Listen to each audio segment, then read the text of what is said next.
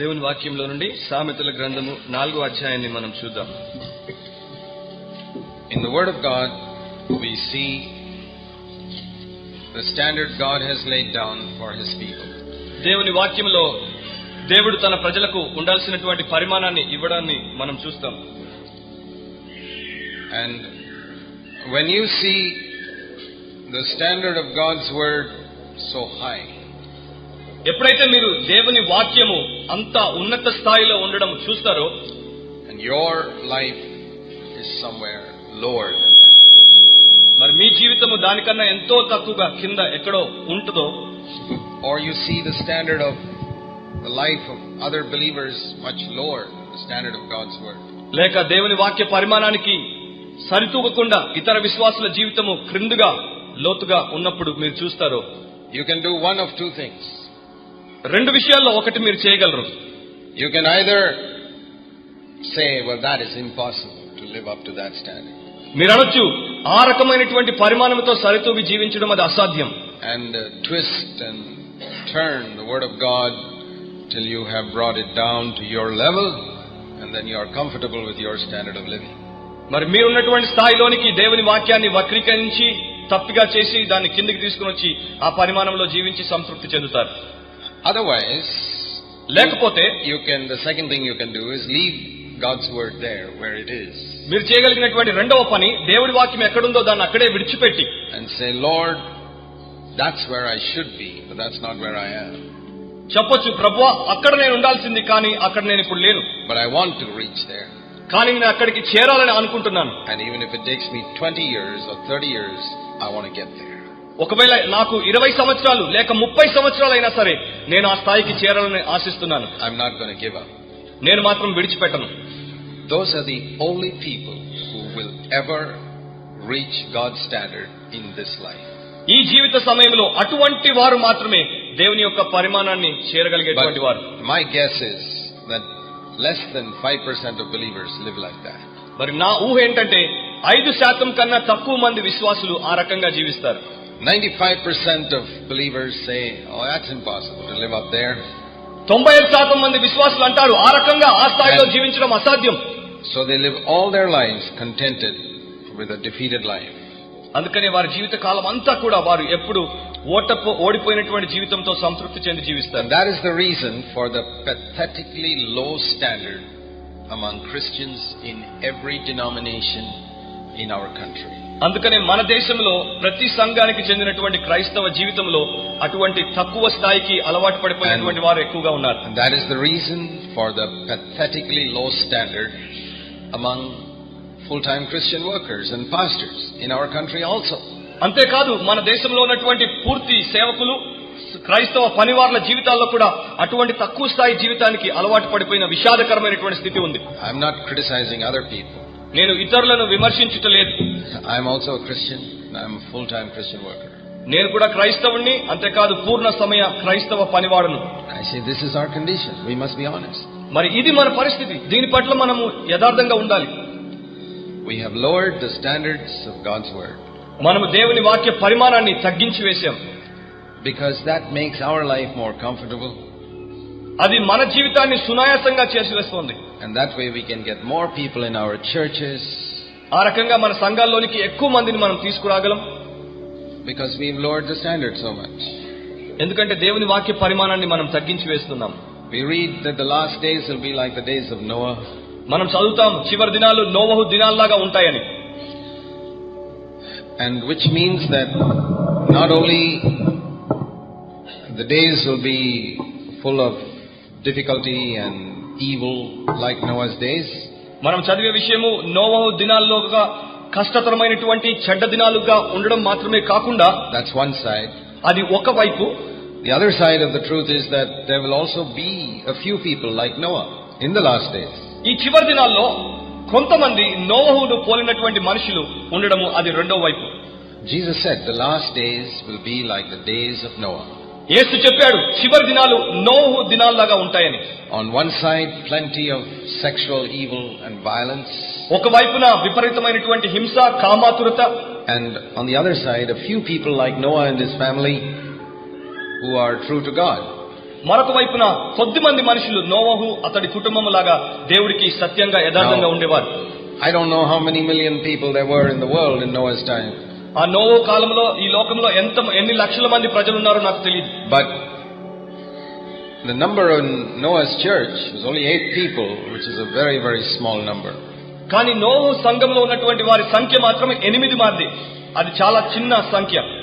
Now, why is it that even though Noah preached for more than 100 years, that church never grew in size? మరి ఏ కారణము చేత నోవహు 100 సంవత్సరాలు బోధించినప్పటికీ కూడా అతడి సంఘము సంఖ్యలో పెరగలేకపోయింది? Because the Bible says Noah was a preacher of righteousness. దాని కారణం ఏంటంటే బైబిల్ చెప్తున్నట్లుగా నోవహు నీతి బోధకుడు. And as a preacher of righteousness, he had a pretty high standard. మరి ఒక నీతిని బోధించేటువంటి బోధకుడిగా ఉన్నతమైనటువంటి పరిమాణాన్ని కలిగినటువంటి వాడు. If he had lowered the standard a little bit, ఒకవేళ అతడు తన పరిమాణాన్ని కొంచెం తగ్గించి వేసి ఉంటే his 8 could have become 80. ఈ 8 మంది 80 మంది అయ్యేవారు. If he had lowered it a little more, it could have become 800. ఇంకొంచెం తగ్గించి వేసి ఉంటే 800 అయ్యేవారు. It could have become 8,000 if he lowered it still more. ఇంకా తగ్గించి వేసి ఉంటే 8000 అయ్యేవారు. So, if you lower the standard of God's word, కనుక మీరు దేవుని వాక్య పరిమాణాన్ని తగ్గించి వేసినప్పుడు that's the best way to increase the size of your church. మీ సంఘం యొక్క సంఖ్యను పెంచుటలో అది శ్రేష్టమైనటువంటి మార్గం. All of you who want large churches, I've told you now how to increase the size of your church. మరి మీలో పెద్ద సంఘాలు ఇష్టం ఉన్నటువంటి వారికి నేను చెప్తున్నాను ఆ సంఘాన్ని ఎట్లా పెంచుకోవాలో. Jesus started with great multitudes following him. యేసు ప్రారంభించినప్పుడు జన సమూహాలు ఆయన్ని వెంబడించేవారు. Because he healed the sick. ఎందుకంటే ఆయన రోగులను స్వస్థపరిచాడు. He fed the multitude. ఆ జన సమూహాలను ఆయన పోషించాడు. But by the time he finished preaching, there were only 11 people left. కానీ ఆయన బోధ ముగించేటువంటి సమయానికి మాత్రము కేవలం 11 మంది మాత్రమే మిగిలి ఉన్నారు. So Jesus was reducing people in his congregation. మరి యేసు తన యొక్క వెంబడించుటలో మనుషులను తగ్గించుకుంటూ వచ్చాడు. Because he was purifying. ఎందుకంటే ఆయన శుద్ధీకరిస్తూ ఉన్నాడు. You know, in these gold mines, when they dig gold out from the bottom of the earth, మీకు తెలుసా ఈ బంగారు గనుల్లో నేల లోపల నుండి వారు తవ్వినప్పుడు they get a huge bit of thing which contains gold. మరి పెద్ద విస్తారమైనటువంటి గడ్డలను వారు కనుగొంటారు. దాంట్లో బంగారం ఉంటుంది. A lot of it is hard clay. దాంట్లో ఎక్కువ శాతము గట్టి పడిపోయినటువంటి బంకమన్ను. When you wash it off in the water, it becomes smaller. దాన్ని నీటితో కడిగి వేసినప్పుడు ఆ పెద్ద గడ్డ చిన్నదిగా మారిపోతుంది. But it's still not pure gold. కానీ అయినప్పటికీ కూడా అది ఇంకా శుద్ధమైనటువంటి బంగారం కాదు. And they put it in the fire. దాన్ని తీసుకుని వచ్చి వారు అగ్నిలో వేసినప్పుడు And some of it melts away. అప్పుడు అది కరగడం ప్రారంభిస్తుంది. Which is not gold, other metals. బంగారం కాకుండా వేరే పరికరాలు ఉన్నటువంటివన్నీ కరిగిపోతాయి. And then you increase the temperature of that furnace and still more melts away. మరి ఆ అగ్ని పుటమును వారు పెంచినప్పుడు ఇంకా కరిగిపోతాయి. Finally, you're left with pure gold. మరి మీ దగ్గర కేవలము స్వచ్ఛమైనటువంటి బంగారంతో మిగిలి ఉంటారు. And that's what people pay the money for. ఆ బంగారానికే మనుషులు ధర చెల్లిస్తారు. Nobody pays the money for this big thing they pull out of the mine in the first place. మరి మొట్టమొదటిగా ఆ యొక్క గనిలో నుండి తవ్వి తీసినటువంటి పెద్ద గడ్డకు డబ్బు ఎవరు చెల్లించరు. That is what God is also doing.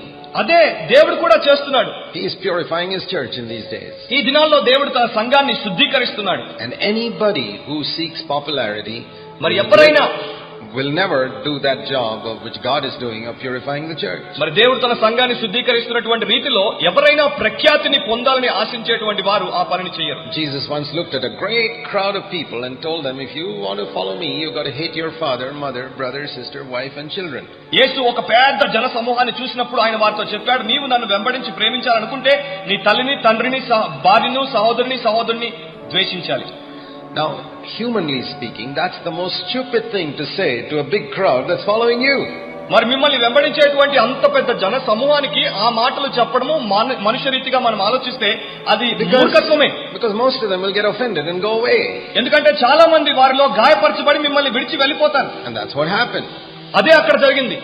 And then to make the crowd still smaller, he said, you got to hate your own life also and die every day if you want to ఆ follow me. తర్వాత ఆయన ఆ జనసమూహాన్ని ఇంకా తగ్గించడానికి ఆయన చెప్పాడు, నిన్ను నువ్వు ద్వేషించుకోవాలి, ప్రతిరోజు నీకు నువ్వు చనిపోతూ ఉండాలి. And then to make it still smaller, he said, you got to forsake all your earthly possessions if you want to follow me. ఆ తర్వాత మరింతగా తగ్గిస్తూ ఆయన చెప్పాడు, నీవు నన్ను వెంబడించాలంటే నీకున్నటువంటి లోక సంబంధమైనటువంటి ఆస్తిపాస్తులన్నింటినీ విడిచిపెట్టాలి. And he said, you got to eat my flesh and drink my blood if you want to follow me. నీవు నన్ను వెంబడించదలిస్తే నీవు నా యొక్క శరీరమును తిని నా రక్తమును తాగాలని చెప్పాడు. And the Bible says in John chapter 6 that when people heard that, they said, this is a hard saying, and most of his disciples left.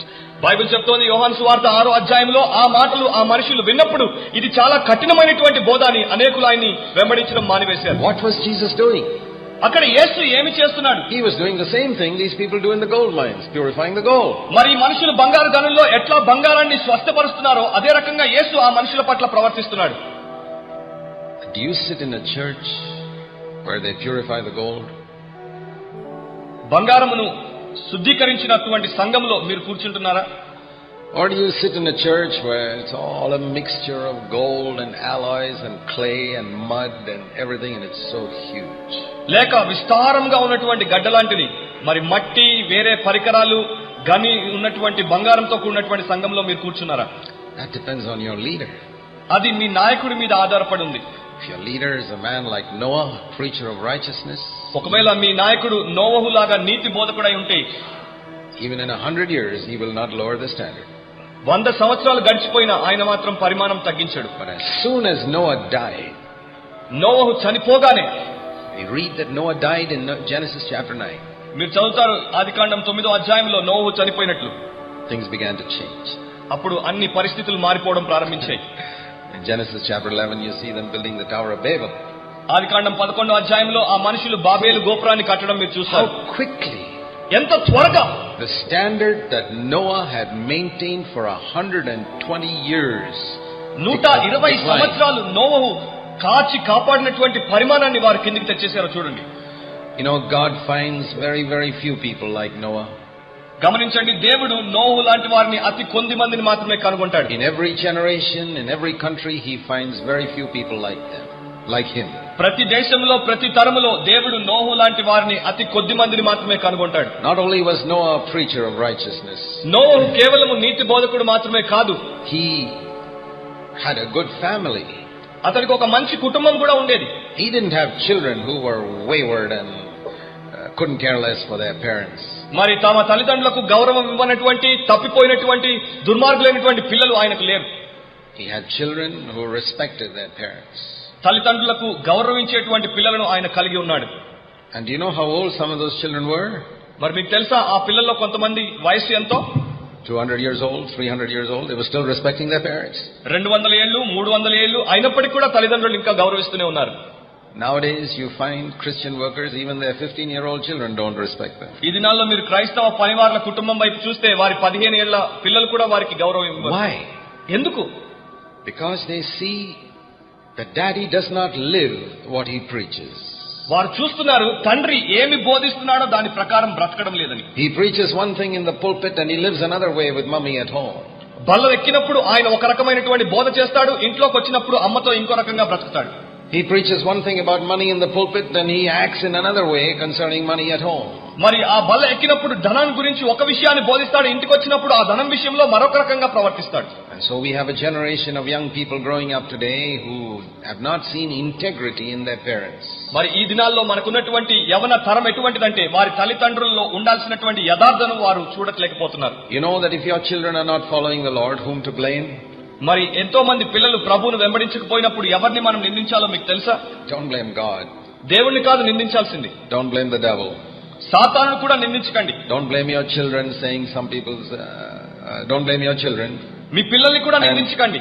Don't blame that temperament, saying, brother, some children are like this, what to do? లేక వారికి ఉన్నటువంటి భావోద్రేకాలను బట్టి సహోదరుడా కొంతమంది పిల్లలు ఇట్లాగే ఉంటారని కూడా మీరు నిందించకండి. You got to blame yourself. మిమ్మల్ని మీరు నిందించుకోవాలి. That's all. Nobody else. అంతే, ఇంకెవరిని నిందించ. Not your neighbors. మీ పొరుగు వారిని కాదు. Not the teachers in the school. ఆ కళాశాలలో ఉన్నటువంటి ఉపాధ్యాయుల్ని కాదు. Not the bad examples they have seen in the church. లేక సంఘంలో వారు చూస్తున్నటువంటి తప్పుడు మాదిరులను కాదు. Only yourself. కేవలము నిన్ను నువ్వు నిందించుకోవాలి. I have 4 sons. I told all of them when they left home. నాకు 4 కుమారులు ఉన్నారు. వారు ఇల్లు విడిచిపోతున్నప్పుడు వారందరితో నేను చెప్పాను, if you go astray, I won't blame any of you. మీరు ఒకవేళ తప్పిపోతే నేను ఎవరిని నిందించను. I'll blame myself. I'll say I didn't bring you up right. నన్ను నేను నిందించుకుంటాను, నేను మిమ్మల్ని సరిగ్గా పెంచలేదని అనుకుంటాను. Say that. అది చెప్పండి. God loves those who take the blame themselves instead of putting the blame on other people. ఇతరుల మీద నింద మోపేందుకు వారి మీద వారు నింద మోపుకున్నటువంటి వారినే దేవుడు ప్రేమిస్తాడు. Then there's hope of salvation. మరి అటువంటి వారికే రక్షణ నిరీక్షణ ఉన్నది. Noah had children who followed the Lord. మరి నోవాకు ఉన్నటువంటి పిల్లలు ప్రభువును వెంబడించారు. They obeyed him. ఆయనకు లోబడ్డారు. Yes, one of them went astray later. ఆ తర్వాత ఒకడు తప్పిపోయాడు. But as long as he was preaching and building the ark, they followed him. కానీ ఎంతకాలం అయితే నోవహు బోధిస్తూ ఆ ఓడను కడుతూ ఉన్నాడో వారందరూ ఆయన్ని వెంబడించి వచ్చారు. And there was another thing about Noah. మరి నోవహు సంబంధించి మరొక విషయం కూడా ఉంది. And this is very, very interesting. This is very difficult to find today. మరి ఇది ఈ దినాల్లో కనుగొనడము చాలా కష్టము. అంతేకాదు ఇది చాలా ఆసక్తిని కలిగించేటువంటి. First of all, he was a preacher of righteousness. మొట్టమొదట అతడు నీతి బోధకుడు. He had a good family life. అతడికి మంచి కుటుంబ జీవితం ఉంది. And number 3, అంతేకాదు మూడవదిగా he served the Lord at his own expense. తన సొంత ఖర్చుతో అతడు ప్రభువును సేవించాడు. Who was supporting Noah financially while he served the Lord? మరి నోవహు ప్రభువును సేవిస్తున్నప్పుడు అతడికి ఎవరు ధన సహాయం చేసేవారు? Which congregation was paying his salary? అతడికి ఏ సంఘం వారు జీతం ఇచ్చేవారు? No congregation. He had congregation was only his own family. మరి అతడికి ఏ సంఘము లేదు. అతడికి ఉన్నటువంటి సంఘం అతడి సొంత కుటుంబమే. You know, when God told Noah, you got to build an ark. మరి దేవుడు నోవతో నీవు ఓడను కట్టాలని చెప్పినప్పుడు Huge ship. విస్తారమైనటువంటి పెద్ద ఓడ. Do you know that to construct a ship costs 1,000 times more than constructing a house? మీకు తెలుసా, ఒక ఇంటిని కట్టే దానికన్నా 1000 ఇంతలు ఎక్కువగా ఓడను కట్టే ఖర్చు. You know how expensive it is to construct a house. మరి మీకు తెలుసు ఇల్లు కట్టడం అంటే ఎంత ఖర్చుతో కూడినటువంటి పని. Imagine constructing a ship ఒక్కసారి ఊహించండి, ఒక ఓడను కట్టడం. which has to contain not only your family but all the animals in the world. మరి దాంట్లో మీ యొక్క కుటుంబం మాత్రమే కాదు, లోకంలో ఉన్నటువంటి జంతు సమూహం అంతటిని కూడా మీరు నింపి పెట్టాలి. If God tells you to do something like that, ఒకవేళ దేవుడు మీతో అటువంటి పని ఏదైనా చేయమని చెప్తే, what is the first question you'll ask? మరి మీరు అడిగేటువంటి మొట్టమొదటి క్వశ్చన్ ఏంటి? What is the first question that Christian organizations and Christian workers ask these days? ఈ దినాల్లో క్రైస్తవ సంస్థలు, క్రైస్తవ పనివారు అడిగే మొట్టమొదటి ప్రశ్న ఏంటి? Where is the money going to come from? ఆ డబ్బు ఎక్కడి నుండి రాబోతోంది? If Noah had asked God, where's the money going to come from? ఒకవేళ నోవహు అడిగాడు అనుకోండి, దేవా ఆ డబ్బంతా ఎక్కడి నుండి రాబోతోంది? You know what God would have said? మీకు తెలుసా అప్పుడు దేవుడు ఏమనేవాడో? From your own pocket. Where else? ఇంకెక్కడి నుండి వస్తుంది? నీ సొంత జోబులో నుండి వస్తుంది. From my own pocket? I have to build a ship for God's work? నా సొంత జోబులో నుండి డబ్బు తీసి నా దేవుడి కొరకు నేను ఓడను కట్టాలా? If I'm building a house for my family, I know I have to do it from my own pocket, but God's work from my pocket, never heard of it. ఒకవేళ నా కుటుంబానికి ఇల్లు కట్టాలంటే తప్పకుండా నా సొంత జోబులో నుండే డబ్బు తీసి వాడతారు, కానీ దేవుడి కొరకు ఓడను కట్టాలంటే నా జోబులో ఉండా. Have you heard of people doing God's work, spending their own money? మీరు ఎప్పుడైనా విన్నారా మనుషులు దేవుని పని చేస్తూ వారి సొంత డబ్బును ఖర్చు పెట్టారు? వినలేదు. Some organization supported from America has to pay them, then only they do God's work. America దేశంలో ఉన్నటువంటి కొన్ని సంస్థలు వారికి డబ్బు ఇచ్చినప్పుడే వారు దేవుడి పని చేస్తారు. In Noah's time there was no America. What to do? కానీ నోవహు సమయంలో అమెరికానే లేదు, ఏం చేయాలి? There was no organization. అప్పుడు ఏ సంస్థలు లేవు. You couldn't print prayer letters. There was no postal service.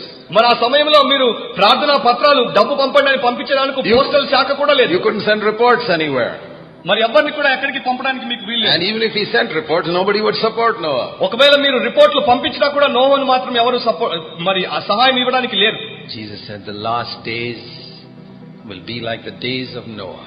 యేసు చెప్పాడు చివరి దినాలు నోవహు దినాలను పోలి ఉంటాయని. World will be evil, but here and there will be a few people like Noah. లోకము చెడిపోతుంది, కానీ అక్కడ కొద్ది మంది మనుషులు నోవహును పోలి ఉంటారు. Who are preachers of righteousness. వారు నీతి బోధకులుగా ఉంటారు. Who are interested in their family life. వారి కుటుంబ జీవితం పట్ల శ్రద్ధ వహిస్తారు. And whose mind is not on money when it comes to serving the Lord. అంతేకాదు ప్రభువును సేవించే విషయంలో వారి మనసు డబ్బు మీద వారు పెట్టరు. If they get money, they serve the Lord. వారికి డబ్బు వస్తే వారు ప్రభువును సేవిస్తారు. If they don't get money, they still serve the Lord. ఒకవేళ వారికి డబ్బు రాకపోయినా వారు దేవుణ్ణి If సేవిస్తారు. they get food, they serve the Lord. If they don't get food, they still serve the Lord. వారికి ఆహారం ఉన్నా వారు దేవుణ్ణి సేవిస్తారు, వారికి ఆహారం లేకపోయినా వారు ప్రభువుని సేవిస్తారు. That is how God wants His people to live in these days. మరి ఈ దినాల్లో ప్రభువు తన ప్రజలు అట్లా జీవించాలని కోరుతున్నాడు. You want a message for our time? మన కాలానికి కావలసినటువంటి సందేశం మీకు కావాలా? That's it. మరి అదే ఆ సందేశం. It's difficult, isn't it? అది చాలా కష్టతరం కాదా? అవునా కదా? Yes, it's difficult. అవును, అది చాలా కష్టమే. Noah had to get up a little earlier in the morning, chop down more wood because he had to build the ark.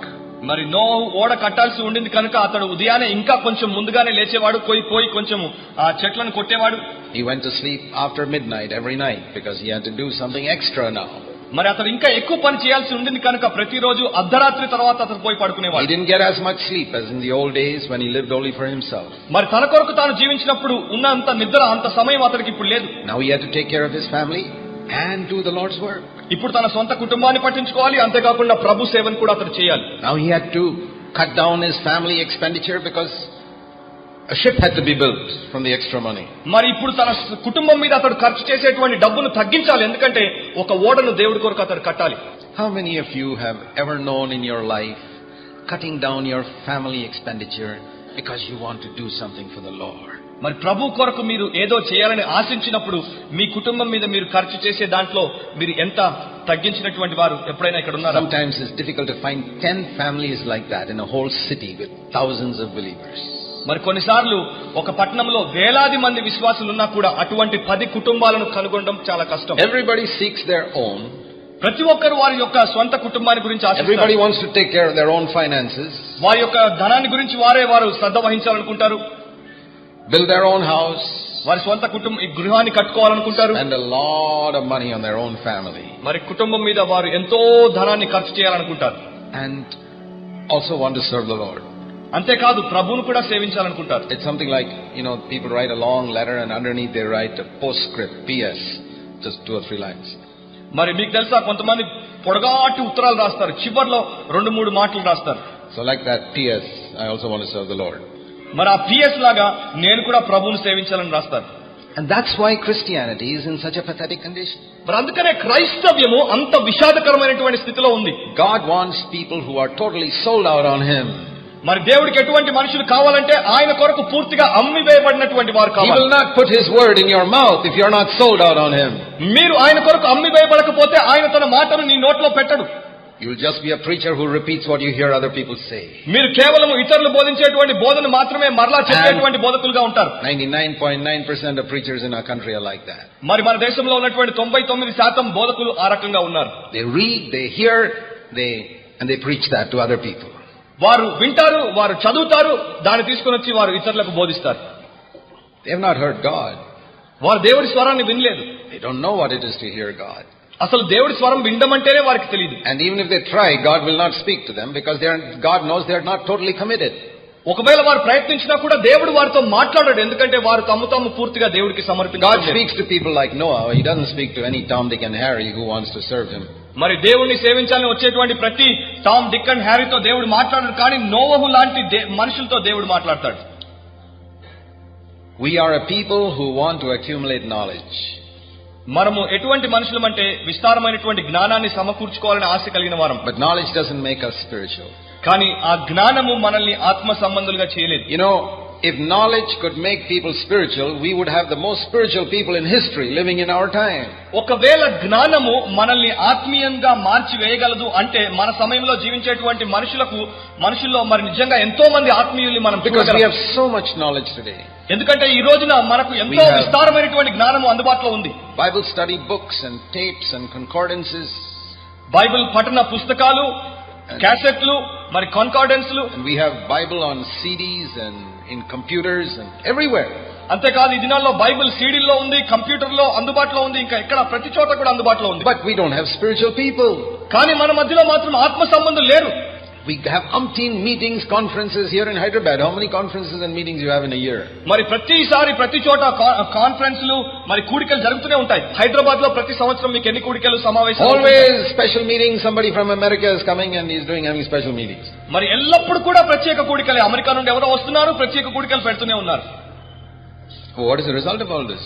మరి దీని అంతట్లో నుండి వచ్చినటువంటి ఫలితం ఏంటి? Are people becoming more spiritual? మనుషులు నిజంగా ఆత్మ సంబంధులుగా మారుతున్నారా? Are there men and women of God coming up like Noah? నోవహు లాంటి స్త్రీలు పురుషులు దేవుడి కొరకు జీవించేటువంటి వారు Then పైకొస్తున్నారా? what's the purpose of all these meetings? Absolute waste of time మరి ఈ యొక్క కూడికలకు అంతటికి వచ్చేటువంటి ఫలితం ఏంటి? కేవలము సమయాన్ని వృధా చేయడం and మాత్రమే. waste of money. అంతేకాదు డబ్బును వృధా చేయడమే. God's money being wasted like this. దేవుడి డబ్బు ఈ రకంగా వృధా చేయబడుతోంది. Are you serious about wanting a message for your time? మరి మీ కాలానికి సంబంధించినటువంటి సందేశం ఏంటో దాన్ని తెలుసుకోవాలని మీరు తీవ్రతతో ఉన్నారా? Let me tell you, God wants people like Noah. మరి నేను చెప్తున్నాను, దేవుడు నోహు లాంటి మనుషుల్ని కోరుకుంటున్నాడు. Okay, we were looking at Proverbs chapter 4. I want you to look at verse 18. సరే, మనము సామెతలు 4వ అధ్యాయాన్ని చూడాలని కోరాను. 18వ వచనం వైపు దయచేసి చూడండి. Here is God's standard for a true Christian and for a Christian church. మరి నిజమైన క్రైస్తవుని పట్ల, ఒక నిజమైన క్రైస్తవ సంఘం పట్ల దేవుడి ఉద్దేశం ఈ రకంగా. This is not talking about anybody's path. It's talking about the path of the righteous. ఇది ఎవరో ఒక మార్గాన్ని గురించి మాట్లాడటం లేదు, కానీ నీతిమంతుని యొక్క మార్గాన్ని గురించి The మాట్లాడుతుంది. path of a righteous man is to be like this. ఒక నీతిమంతుని మార్గము ఈ రకంగా ఉండాలి. And the path of a righteous church is to be like this. ఒక నీతిగల సంఘానికి ఉండాల్సినటువంటి మార్గము ఈ రకంగా ఉండాలి. And if you're a righteous man, this is how your path should be. ఒకవేళ నీవు నీతిమంతుడు అయితే నీ మార్గం ఇట్లా ఉండాలి. I'm not saying this is how it is. I'm saying this is how it should be. మరి ఈ రకంగా ఉంది అని నేను చెప్పట్లేదు, ఈ రకంగా ఉండాలి అని నేను And if చెప్తున్నాను. your church is a righteous church, this is the way your church should be going. ఒకవేళ నీ సంఘము నీతిగల సంఘంగా ఉండాలంటే అది ఈ మార్గములో పోతూ ఉండాలి. It says it's like the sunrise, మరి ఇక్కడ చెప్పబడింది like the sun rising. మరి సూర్యుడు ఉదయించినట్లు, And from there, it shines brighter and brighter and brighter and brighter till it comes to the noonday position. మరి సూర్యుడు ఉదయించిన తర్వాత వెలుగుమయంగా ప్రకాశమానంగా మిట్ట మధ్యాహ్నం పట్టపగలు పైకి వచ్చినట్లు. That's what this verse says. మరి ఈ వచనం అదే Path of the మాట్లాడుతుంది. righteous is like the light of dawn when the sun rises, shines brighter, brighter, brighter, brighter until the full day. మరి నీతిమంతుల మార్గము అంతకంతకు పట్టపగలు సూర్యుడు మరి ప్రకాశిస్తున్నట్టు అంతకంతకు అంతకంతకు అంతకంతకు ప్రకాశించేది. But the path of the wicked, verse 19, is not like that. అయితే 19వ వచనము భక్తిహీనుల మార్గము అట్లా లేదు. It's like darkness. అది చీకటితో కూడినటువంటిది. You know, when you walk in the dark and you don't have any torchlight, మీరు ఊహించండి, మీరు ఎప్పుడైనా చీకట్లో నడుస్తున్నారు, మీ చేతిలో టార్చ్ లైట్ you లేదు, stumble over something and you don't even know what it was you stumbled over. మీరు దేన్నో తట్టుకొని దాని మీద నుండి దొర్లి పడతారు, అది ఏదో కూడా మీకు తెలియదు. And tomorrow you walk down the same way, you stumble over the same thing again. రేపటి రోజున మరలా అదే మార్గంలో మీరు నడిచి వెళ్ళినప్పుడు మరలా దాని మీద నుండి And మీరు next దొర్లి week you పడతారు. walk down the same road and you stumble over the same thing again. ఆ తర్వాత మరొకసారి అదే దారిలో వచ్చినప్పుడు దాని మీదే మీరు మరలా దొర్లి పడతారు. Who am I talking about? నేను ఎవరి గురించి మాట్లాడుతున్నాను? People who fall into the same sin day after day after day after day, year after year. They stumble on the same stone, on the same road every day.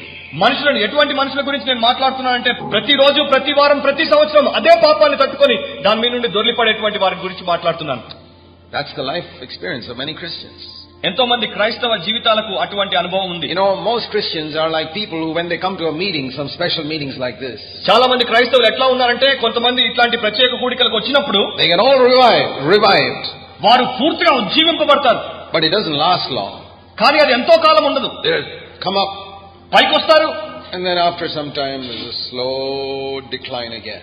ఆ తర్వాత కొద్ది సమయానికి మెల్లగా మెల్లగా కిందికి And దిగజారు. after a few months, they're back in the same level they were before, sometimes even lower than before. కొన్ని నెలలు గడిచిపోయిన తర్వాత వారు ఎక్కడున్నారో ఆ స్థాయికి పడిపోతారు, దానికన్నా అధ్వానంగా ఇంకా కిందికి పోతారు. And then they come to some powerful meeting and again get lifted up.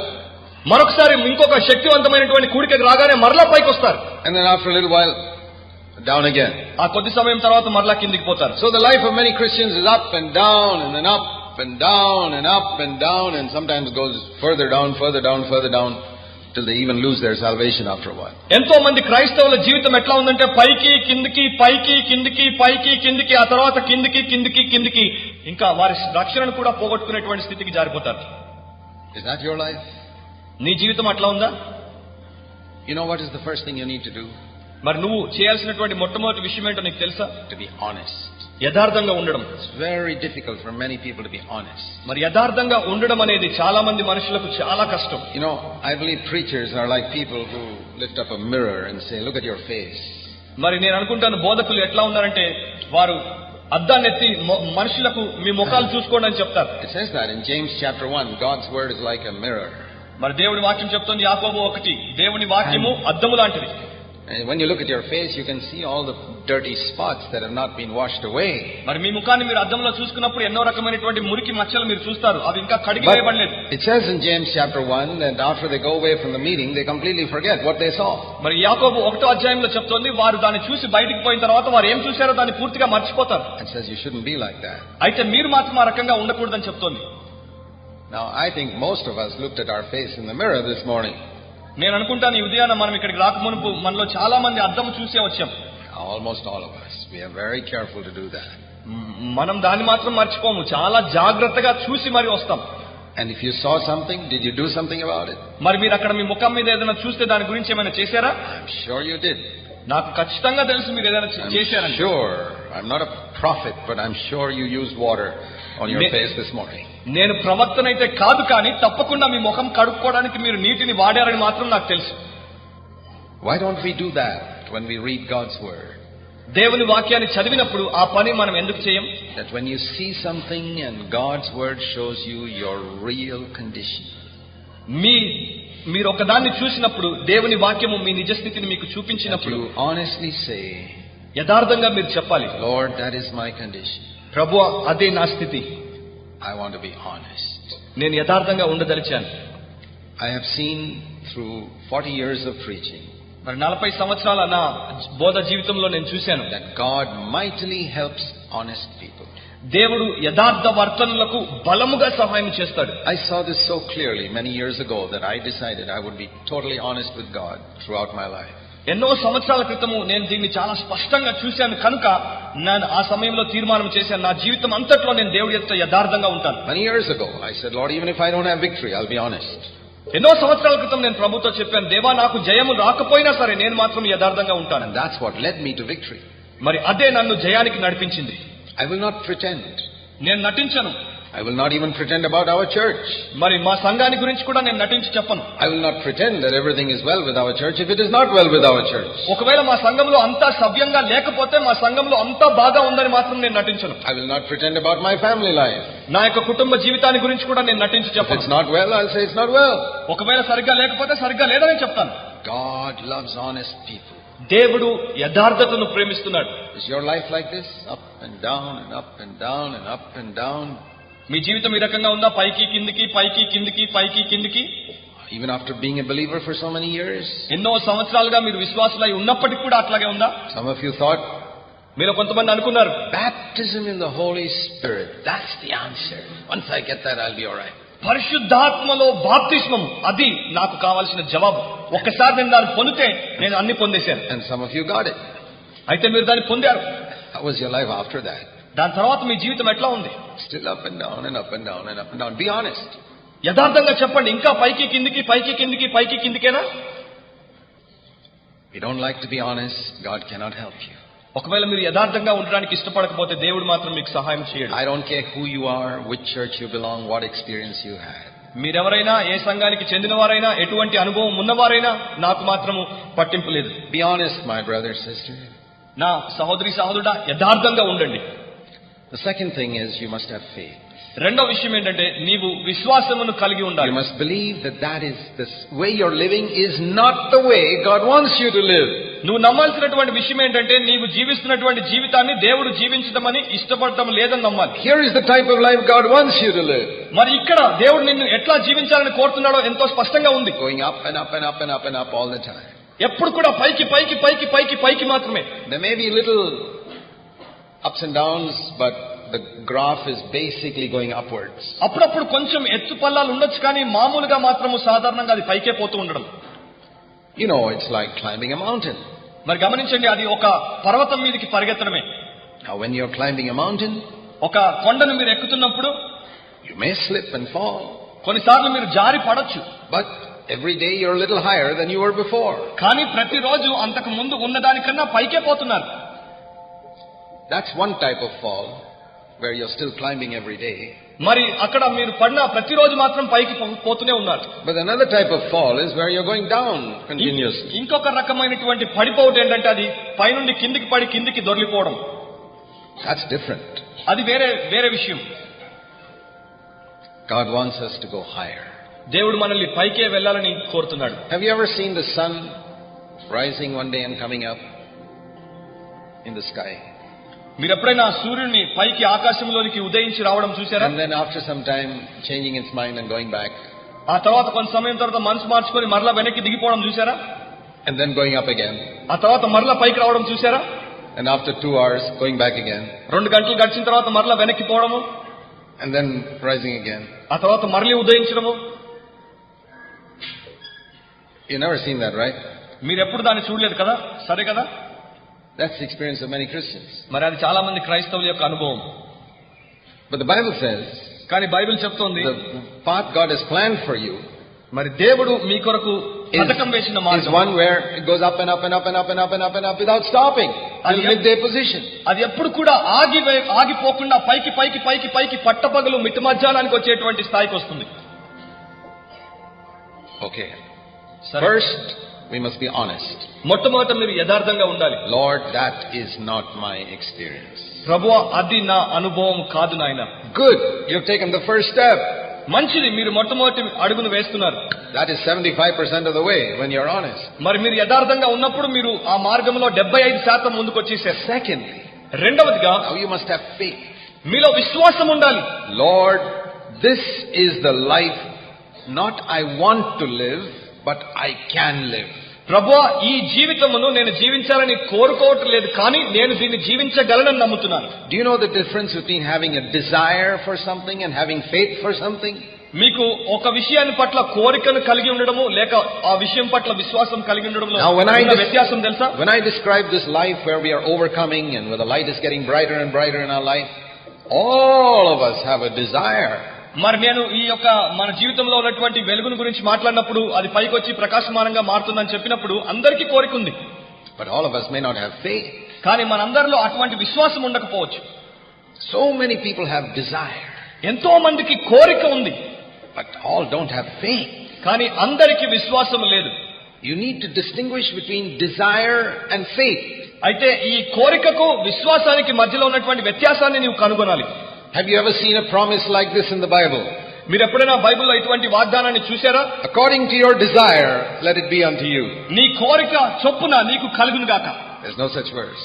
అట్లాంటి మాటలు బైబిల్లో లేవు. The verse is according to your faith. అటువంటి మాటలు ఏంటంటే నీ నమ్మిక చొప్పున నీకు కలుగును గాక. That's what we read in Matthew chapter 9. అదే మనం మత్తయి సువార్త 9వ అధ్యాయంలో and verse 29. 29వ వచనంలో చదువుతాం. It's a very important verse. ఎంతో ప్రాముఖ్యమైనటువంటి వచనం. In all of God's dealings with us, ఒకవేళ దేవుడు మన పట్ల చేసే పనులన్నీ కూడా it says be done for you according to your faith, not according to your desire. మీ కోరిక చొప్పున కాదు, మీ నమ్మిక చొప్పున మాత్రమే జరుగుతాయని చెప్తోంది. If it was according to our desire, everybody would have been spiritual long ago. ఒకవేళ అవి మన కోరిక చొప్పున జరుగుతూ ఉండేవైతే మనలో ఎంతో మంది ఎంతో కాలం క్రితమే ఆత్మీయులమై ఉండేవారు. But what is it? According to your faith. కానీ అక్కడ ఏమని చెప్తోంది? నీ నమ్మిక చొప్పున. And now we got to go one step further and understand how we get faith. మరి ఇక్కడ విశ్వాసం ఎట్లా పొందాలో ఒక అడుగు ముందుకు పోయి దాన్ని మనం గ్రహిద్దాం. Now I'm sure you have read a lot of books and heard a lot of preachers and who say to you that we must have faith for this and faith for that. మరి నేను అనుకుంటున్నాను మీరు ఎంతో మంది బోధకులు బోధించడం విని మరి పుస్తకాలు చదివి ఉంటారు, దీని కొరకు విశ్వాసం కావాలి, దాని కొరకు విశ్వాసం కావాలని. Do you think you can get anything if you have faith for it? మరి మీరు అనుకుంటున్నారా మీకు ఒకవేళ విశ్వాసం ఉంటే మీరు దేన్నైనా పొందగలరని? Any good thing? ఏదైనా మంచి విషయాన్ని? I'd like to have some hair on my head. మరి నా తల మీద నాకు కొంచెం వెంట్రుకలు కావాలి. I earnestly desire to have hair on my head. మరి నా తల మీద వెంట్రుకలు ఉండడం అనేది నేను చాలా ఇష్టంతో ఆసక్తితో కోరుకునే విషయం. Some of you who have hair don't appreciate how valuable it is to have hair. మరి మీకు కొంతమందికి బాగా జుట్టు ఉంది కానీ ఆ యొక్క జుట్టు ఎంత విలువైందో మీకు అసలు దాని గురించి తెలియదు. Especially when you're sitting out at night with the dew falls on my head. You fellas have got hair to protect you. ప్రత్యేకంగా ఎప్పుడైనా చలి రాత్రిపూట పైనుండి మంచు పడినప్పుడు మీకైతే తల మీద జుట్టు ఉంది, నాకైతే ఏమీ లేదు. అంతా You got a cap. I don't have a cap. మీరు క్యాప్ వేసుకుంటారు, నేను మాత్రం టోపీ వేసుకోను. You got hair. I don't have it. మరి మీకు వెంట్రుకలు ఉన్నాయి, నాకు లేదు. It's a very good and useful thing to have. మరి అది మనకు ఉండడానికి ఎంతో ఉపయోగకరమైనటువంటిది, మంచిది. How to get it? మనం ఏ రకంగా దాన్ని పొందుతాం? I've got desire. మరి నా కోరిక ఉంది. It's not an evil thing, it's a good thing. అదొక చెడు విషయం కాదు, మంచి విషయమే. I won't get it. కానీ దాన్ని మాత్రం నేను పొందలేను. I'll get it one day when Jesus comes back. యేసు మరలా వచ్చినప్పుడు ఆ రోజున నేను మరలా దాన్ని I పొందుతాను. believe you are all going to see me with hair one day. నేను నమ్మే విషయం ఏంటంటే మీరందరూ నన్ను ఒక రోజున తల నిండుగా జుట్టుతో చూస్తారు. As good as yours and better than yours. మీకున్నటువంటి మంచి జుట్టు ఇంకా మీకన్నా మంచి జుట్టు. Desire is not enough. మరి కేవలం కోరిక ఉంటే సరిపోదు. Faith is not based on I want this good thing. మరి విశ్వాసము నాకు ఈ మంచిది కావాలి అన్న దాని మీద ఆధారపడలేదు. I want a car. ఆ కారు నాకు కావాలి అన్న దాని I మీద, want a house. నాకు ఒక ఇల్లు కావాలి. Good desire. అదన్నీ మంచి కోరికలే. How do you know you get it? కానీ మీకు ఎట్లా తెలుసు మీరు దాన్ని పొందుతారని? I like to take off my glasses. I don't like wearing glasses all the time. మరి ఎప్పుడు కూడా ఈ కళ్ళద్దాలు పెట్టుకోవడం నాకు ఇష్టం లేదు. అప్పుడప్పుడు తీసివేయాలనుకుంటాను. That also, one day I tell you, you'll see me without glasses. అది కూడా నేను మీతో చెప్తున్నాను, ఒక రోజున నన్ను కళ్ళద్దాలు లేకుండా మీరు చూస్తారు. But today I have to wear it. కానీ ఈ రోజు మాత్రం నేను వాటిని వేసుకోవాలి. And notice some of these preachers who preach healing, they wear glasses, by the way. మరి గమనించి చూడండి, స్వస్థత గురించి బోధించేటువంటి కొంతమంది బోధకులు కళ్ళద్దాలు వేసుకుని ఉంటారు. That's amazing. They believe in a God who can heal cancer but can't make them remove their glasses. అది ఆశ్చర్యమైన విషయం కాదా? వారు దేవుడు క్యాన్సర్ ని స్వస్థపరుస్తారని నమ్ముతున్నారు, కానీ వారి కళ్ళకు మాత్రం అద్దాలు పెట్టుకుని ఉంటారు. Don't be fooled. మూర్ఖంగా మోసపోకండి. I want to give you a solid basis for your faith today. ఈ రోజున మీ విశ్వాసానికి అవసరమైనటువంటి ఒక బలమైన ఆధారాన్ని నేను మీకు ఇస్తాను. From the word of God, not from my ideas. నా యొక్క సొంత అభిప్రాయం నుండి కాదు, దేవుని వాక్యములో నుండే. I'll tell you why you can't get that car and I can't get my hair. మరి నేను మీకు చెప్తాను ఎందుకు మీరు మీకు కావాల్సిన కారును నాకు కావాల్సిన వెంట్రుకలను మనం పొందలేము. Romans chapter 10. రోమా 10వ అధ్యాయం verse 17. 17వ వచనం. Faith comes from hearing and hearing by the word of Christ. కాగా వినుట వలన విశ్వాసము కలుగును, వినుట క్రీస్తును గూర్చిన మాట వలన కలుగును. Now that is the one verse in the Bible that tells us how faith comes. మరి బైబిల్లో ఉన్నటువంటి అది ఒక్క వచనము విశ్వాసం ఎట్లా వస్తుందో మనకు చెప్తోంది. Faith does not come from your desire. విశ్వాసము మీ కోరికలో నుండి మీకు రావట్లేదు. Faith does not come from some preacher brainwashing you, making you believe that you can get something.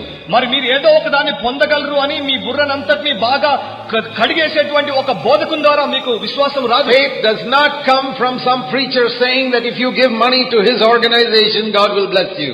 మరి ఒక బోధకుడు వచ్చి ఆయన సంస్థకు మీరు డబ్బిస్తే దేవుడు మిమ్మల్ని దీవిస్తాడని చెప్పినప్పుడు మీకు విశ్వాసం రాదు. Please don't be fooled by all this type of preaching and all that you read in Christian magazines today. మరి క్రైస్తవ పత్రికల్లో మీరు చదివే విషయము ఇటువంటి బోధన గురించి మీరు విన్నప్పుడు మీరు దయచేసి మోసపోకండి. I'll tell you something that I have seen, a very sad thing that I've seen particularly in the last 10 or 15 years. మరి ప్రత్యేకంగా గత 10-15 సంవత్సరాల్లో నేను చూసినటువంటి ఒకానొక విషాదకరమైనటువంటి విషయాన్ని నేను మీకు చెప్తాను. The faith of many Christians today is based more on Christian books and magazines than the Word of God. ఈ దినాల్లో జీవించేటువంటి ఎక్కువ శాతం క్రైస్తవుల యొక్క విశ్వాసము దేవుని వాక్యము మీద కన్నా ఎక్కువగా క్రైస్తవ పత్రికల్లో టేపుల మీద ఆధారపడింది. They have faith for all types of stupid things. అందుకనే ప్రతి విధమైనటువంటి మూర్ఖపు విషయాల కొరకు వారికి విశ్వాసం ఉంది. Usually material things. ప్రత్యేకంగా అన్ని వస్తుదాయకమైనటువంటి వస్తువులే. Not the really important things. నిజానికి అవసరమైన ప్రాముఖ్యమైన విషయాల కొరకు లేదు. That's a sad thing among Christians today. మరి దినాన జీవించే క్రైస్తవుల మధ్యలో అదొక విషాదకరమైన They విషయం. are more interested in earthly things than in the things of eternal value. వారు మరి నిత్య విలువను కలిగినటువంటి వస్తువుల కన్నా ఈ భూ సంబంధమైనటువంటి వస్తువులకే ఎక్కువ విలువనిస్తున్నారు. They remind me of little children who are more interested in 2 rupee toys than in 500 rupee notes. మరి వారు నన్ను ఎవరిని జ్ఞాపకం చేస్తారంటే చిన్నపిల్లలు 500 రూపాయల కన్నా 2 రూపాయల నాణేల మీద ఎక్కువ శ్రద్ధ చూపించే చిన్నపిల్లలు జ్ఞాపకం వస్తారు. If you give a 1-year-old child a rattle costing 2 rupees and a 500 rupee note, which do you think that child will choose? మీరు అనుకోండి, ఒక పిల్లవాడి ఎదుట మీరు 500 రూపాయల నోటును 2 రూపాయలు, మీ పిల్లవాడిని అనుకోండి 500 రూపాయలు 2 రూపాయలు పెడితే దాంట్లో ఏది తీసుకుంటాడు? What will your 1-year-old child choose? మరి ఏ నోటును ఆ పిల్లవాడు తీసుకుంటాడు? 1-year-old. 1 సంవత్సరం వయసు గలవాడు What will it choose?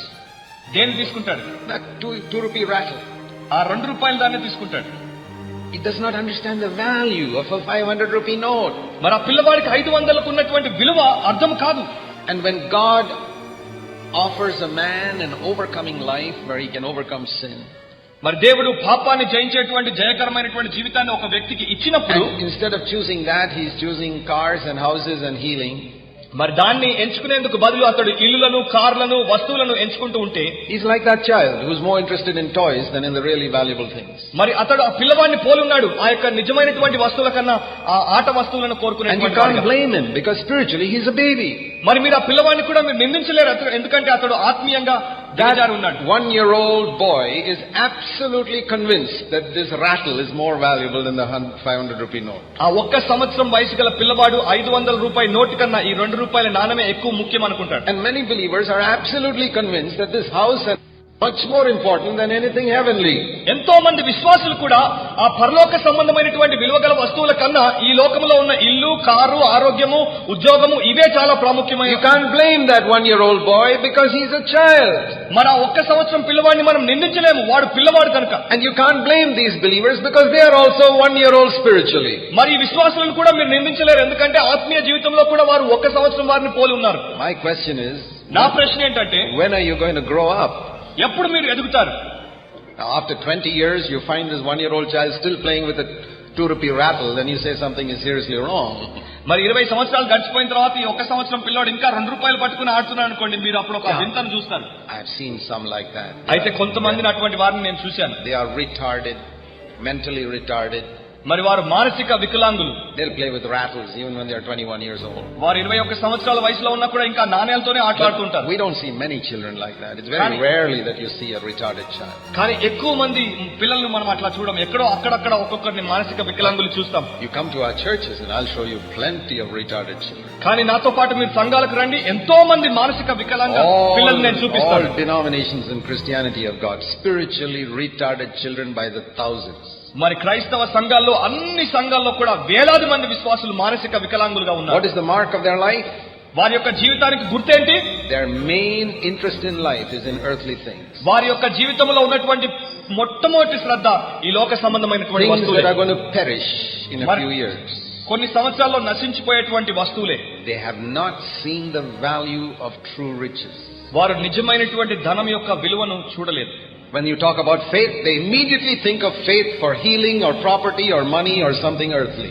మీరు విశ్వాసాన్ని గురించి మాట్లాడినప్పుడు వారు వెంటనే మరి ధనం కొరకు, లేకపోతే ఇల్లు కొరకు, లేకపోతే ఆరోగ్యం కొరకు, మరొక వస్తువు కొరకు విశ్వాసం అనుకుంటారు. You can always find out what Christians value by looking at the type of books they buy.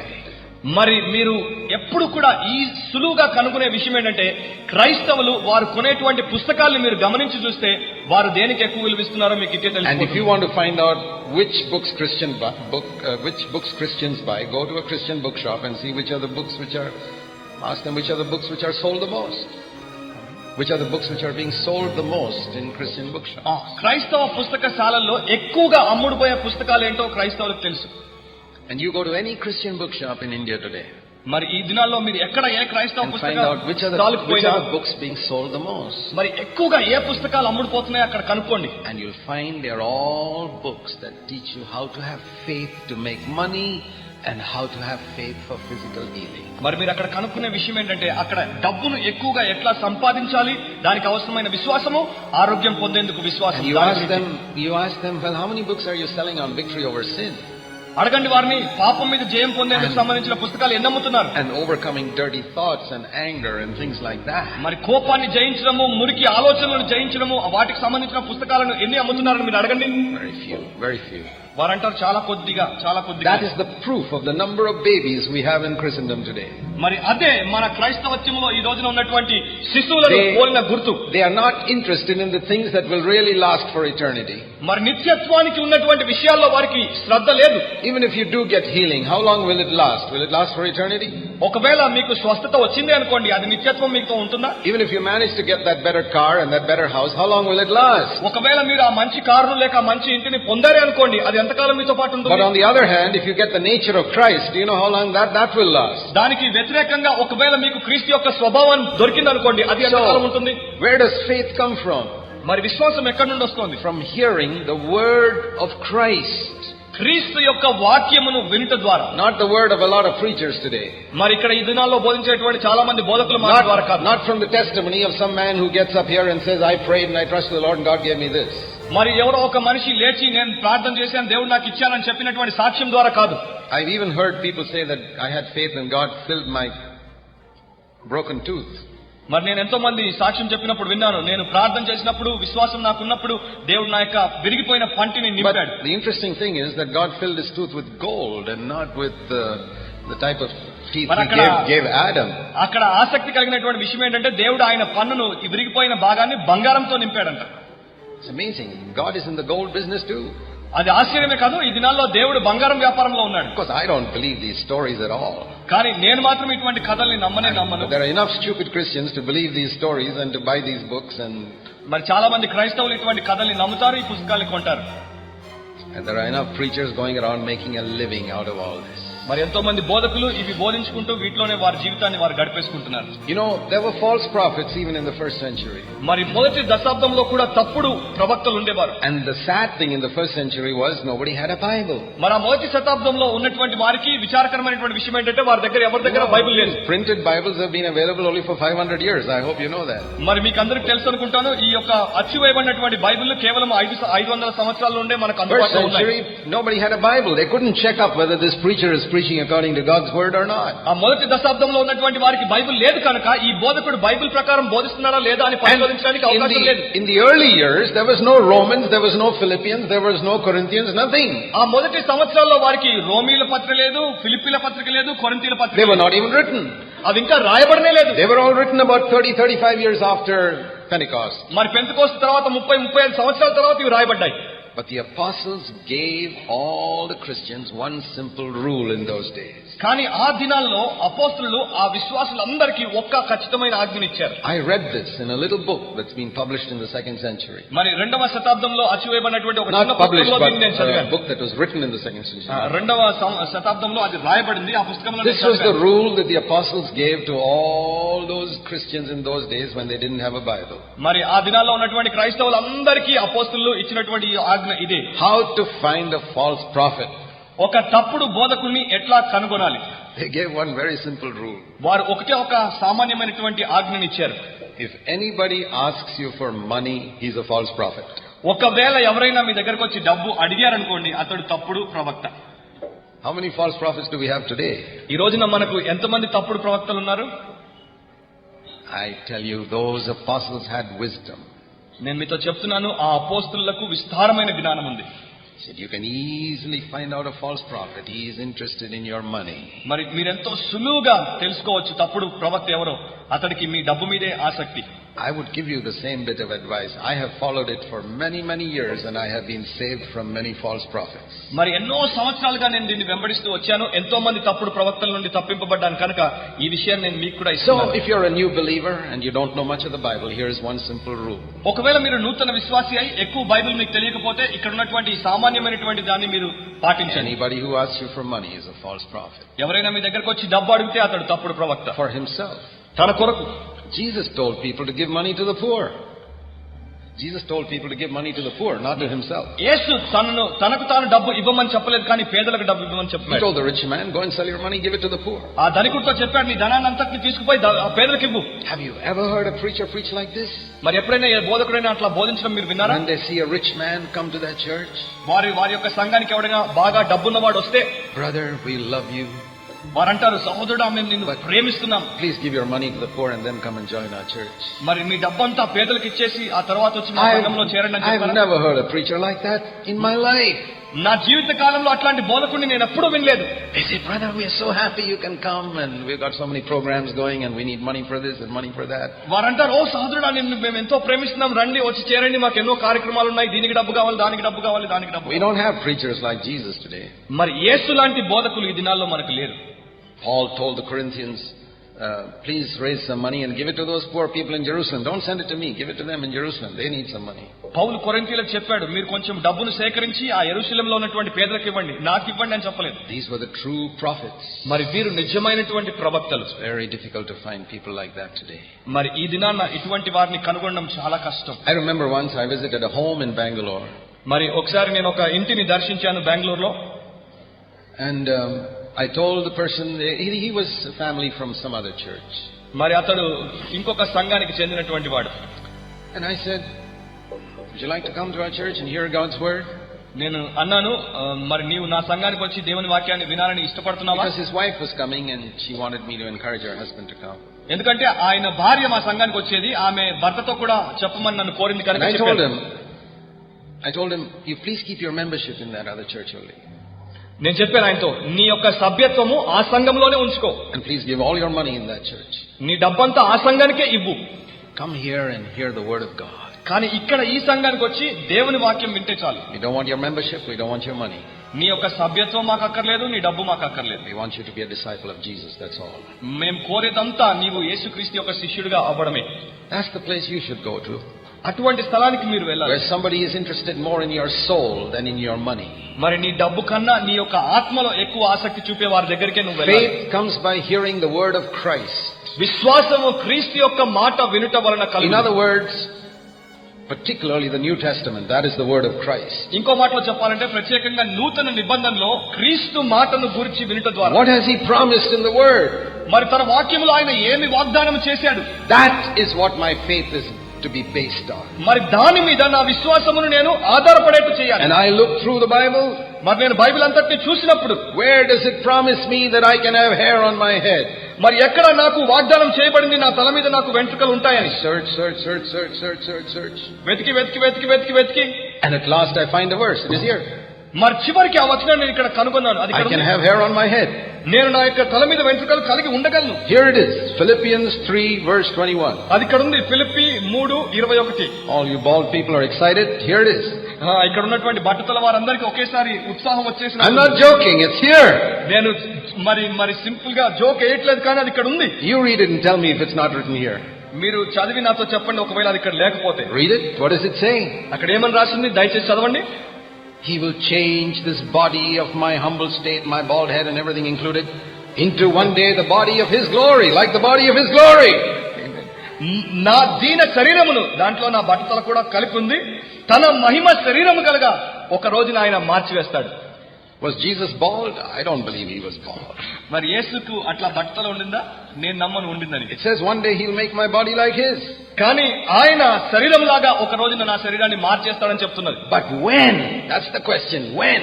కానీ ఎప్పుడు అన్నదే ఇక్కడ ప్రశ్న. See, in God's will there are two things. మరి దేవుని చిత్తంలో రెండు విషయాలు ఉన్నాయి. One what and the other when. ఒకటేమో ఏమిటి, రెండవది ఎప్పుడు. What is God going to do? When is he going to do it? దేవుడు ఎప్పుడు ఏమి చేయబోతున్నాడు, ఎప్పుడు చేయబోతున్నాడు. What is he going to do? ఆయన ఏమి చేయబోతున్నాడు? He is going to make every part of my body, hair included, like his one day. మరి ఆయన నా శరీరంలో తల వెంట్రుకలు కూడా కలిపి రోజున. When? ఎప్పుడు? Verse 20. 20వ వచనం. When Jesus comes back from heaven. పరలోకం నుండి యేసు మరలా తిరిగి వచ్చినప్పుడు. But there are many other things he's going to do when he comes back. ఆయన వెనక్కి తిరిగి వచ్చినప్పుడు ఇంకా ఎన్నో విషయాలు ఆయన చేయబోతున్నాడు. It says in 1 John chapter 3 verse 2, we'll be like him when he comes back. మరి ఆయన వెనక్కి తిరిగి వచ్చినప్పుడు 1 యోహాను 3వ అధ్యాయం 2వ వచనం ప్రకారం ఆయనను పోలి మనం ఉంటామని చెప్తోంది. Okay, that can wait. మరి అది ఇంకా వేచి ఉండొచ్చు. I'm going to have not one house but many mansions. మరి నేను ఒక్క ఇల్లు కాదు కదా, ఎన్నో మరి అద్భుతమైనటువంటి గృహాలను కలిగిపోతున్నాను. When? ఎప్పుడు? When he comes back. He's gone to prepare mansions for me, not just little hut. మరి నాకేదో చిన్న గుడిసె కాదు, నా కొరకు అక్కడ పైన నివాసాలు ఆయన ఏర్పాటు చేయడానికి పోయాడు. ఆయన వచ్చినప్పుడు He said that in John 14, there are many mansions in my Father's house and I am going to prepare a place for you. ఆయన యోహాను 14వ అధ్యాయంలో చెప్పాడు, నా తండ్రి ఇంట అనేక నివాసాలు కలవు, నేను నీ కొరకు సిద్ధపరచడానికి వెళ్తున్నానని. See, it says in John 14 verse 2 and 3. మరి యోహాను 14వ అధ్యాయం 2-3 వచనాలు. In my Father's house are many dwelling places, and verse 3, I will go and prepare a place for you and I will come again. మరి నా తండ్రి ఇంట అనేక నివాసములు కలవు, మీకు స్థలము సిద్ధపరచ వెలుచున్నాను, నేను మీకు స్థలము సిద్ధపరచ ఎడల that's also in the future. నేను మరలా మీతో వస్తాను. But now I am interested in what can I have now, not in the future. మరి ఆయన భవిష్యత్తును గురించి అక్కడ చెప్పాడు, కానీ ప్రస్తుతంలో నాకు శ్రద్ధ ఉంది. What has he promised me now? మరి ఇప్పుడు ప్రస్తుతానికి నాకు ఆయన ఏం వాగ్దానం చేశాడు? Okay, here's something he's promised me right now. మరి ఇప్పుడు ప్రస్తుతం నా అందుబాటులో ఆయన చేసిన వాగ్దానం ఏంటంటే ఈ రోజు నేను పొందగలిగింది Romans 6:14. Roma 6:14. What can I have right now? ఇదే సమయంలో నేను దేన్ని కలిగి ఉండగలను? Sin shall not rule over you. పాపము మీ మీద ప్రభుత్వము చేయదు. That's not when he comes one day, sin will not rule over me.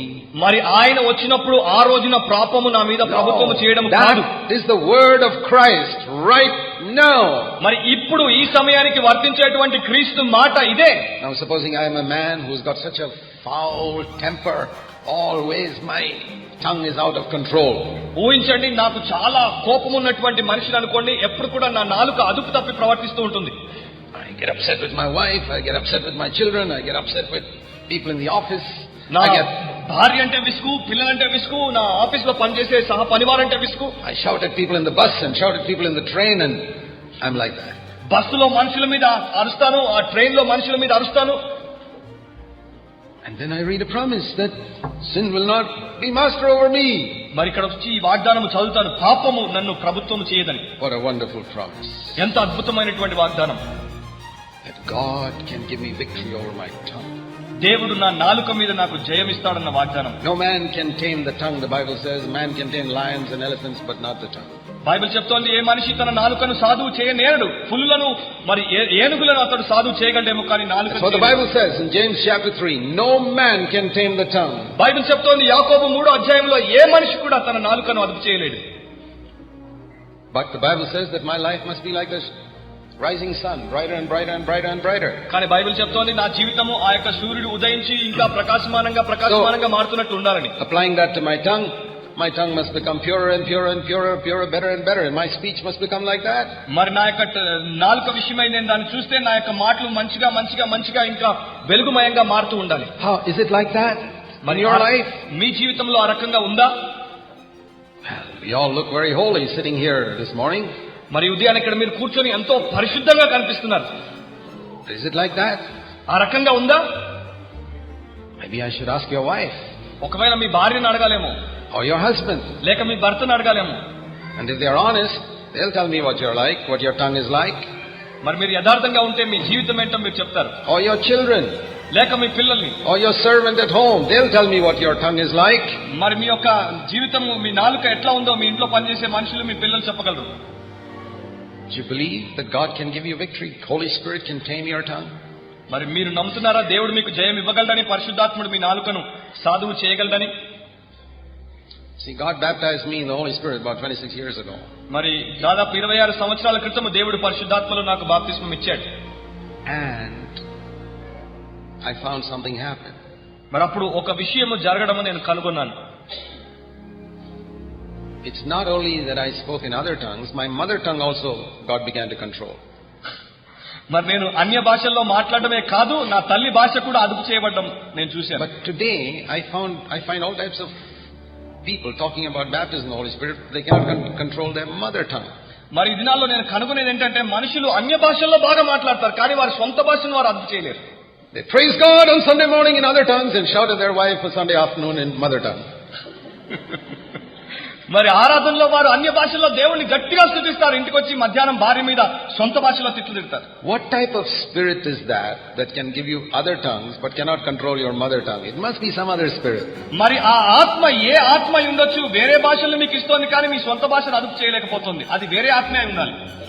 I want you to check up what spirit you got which gave you other tongues but cannot control what is more important, your mother tongue.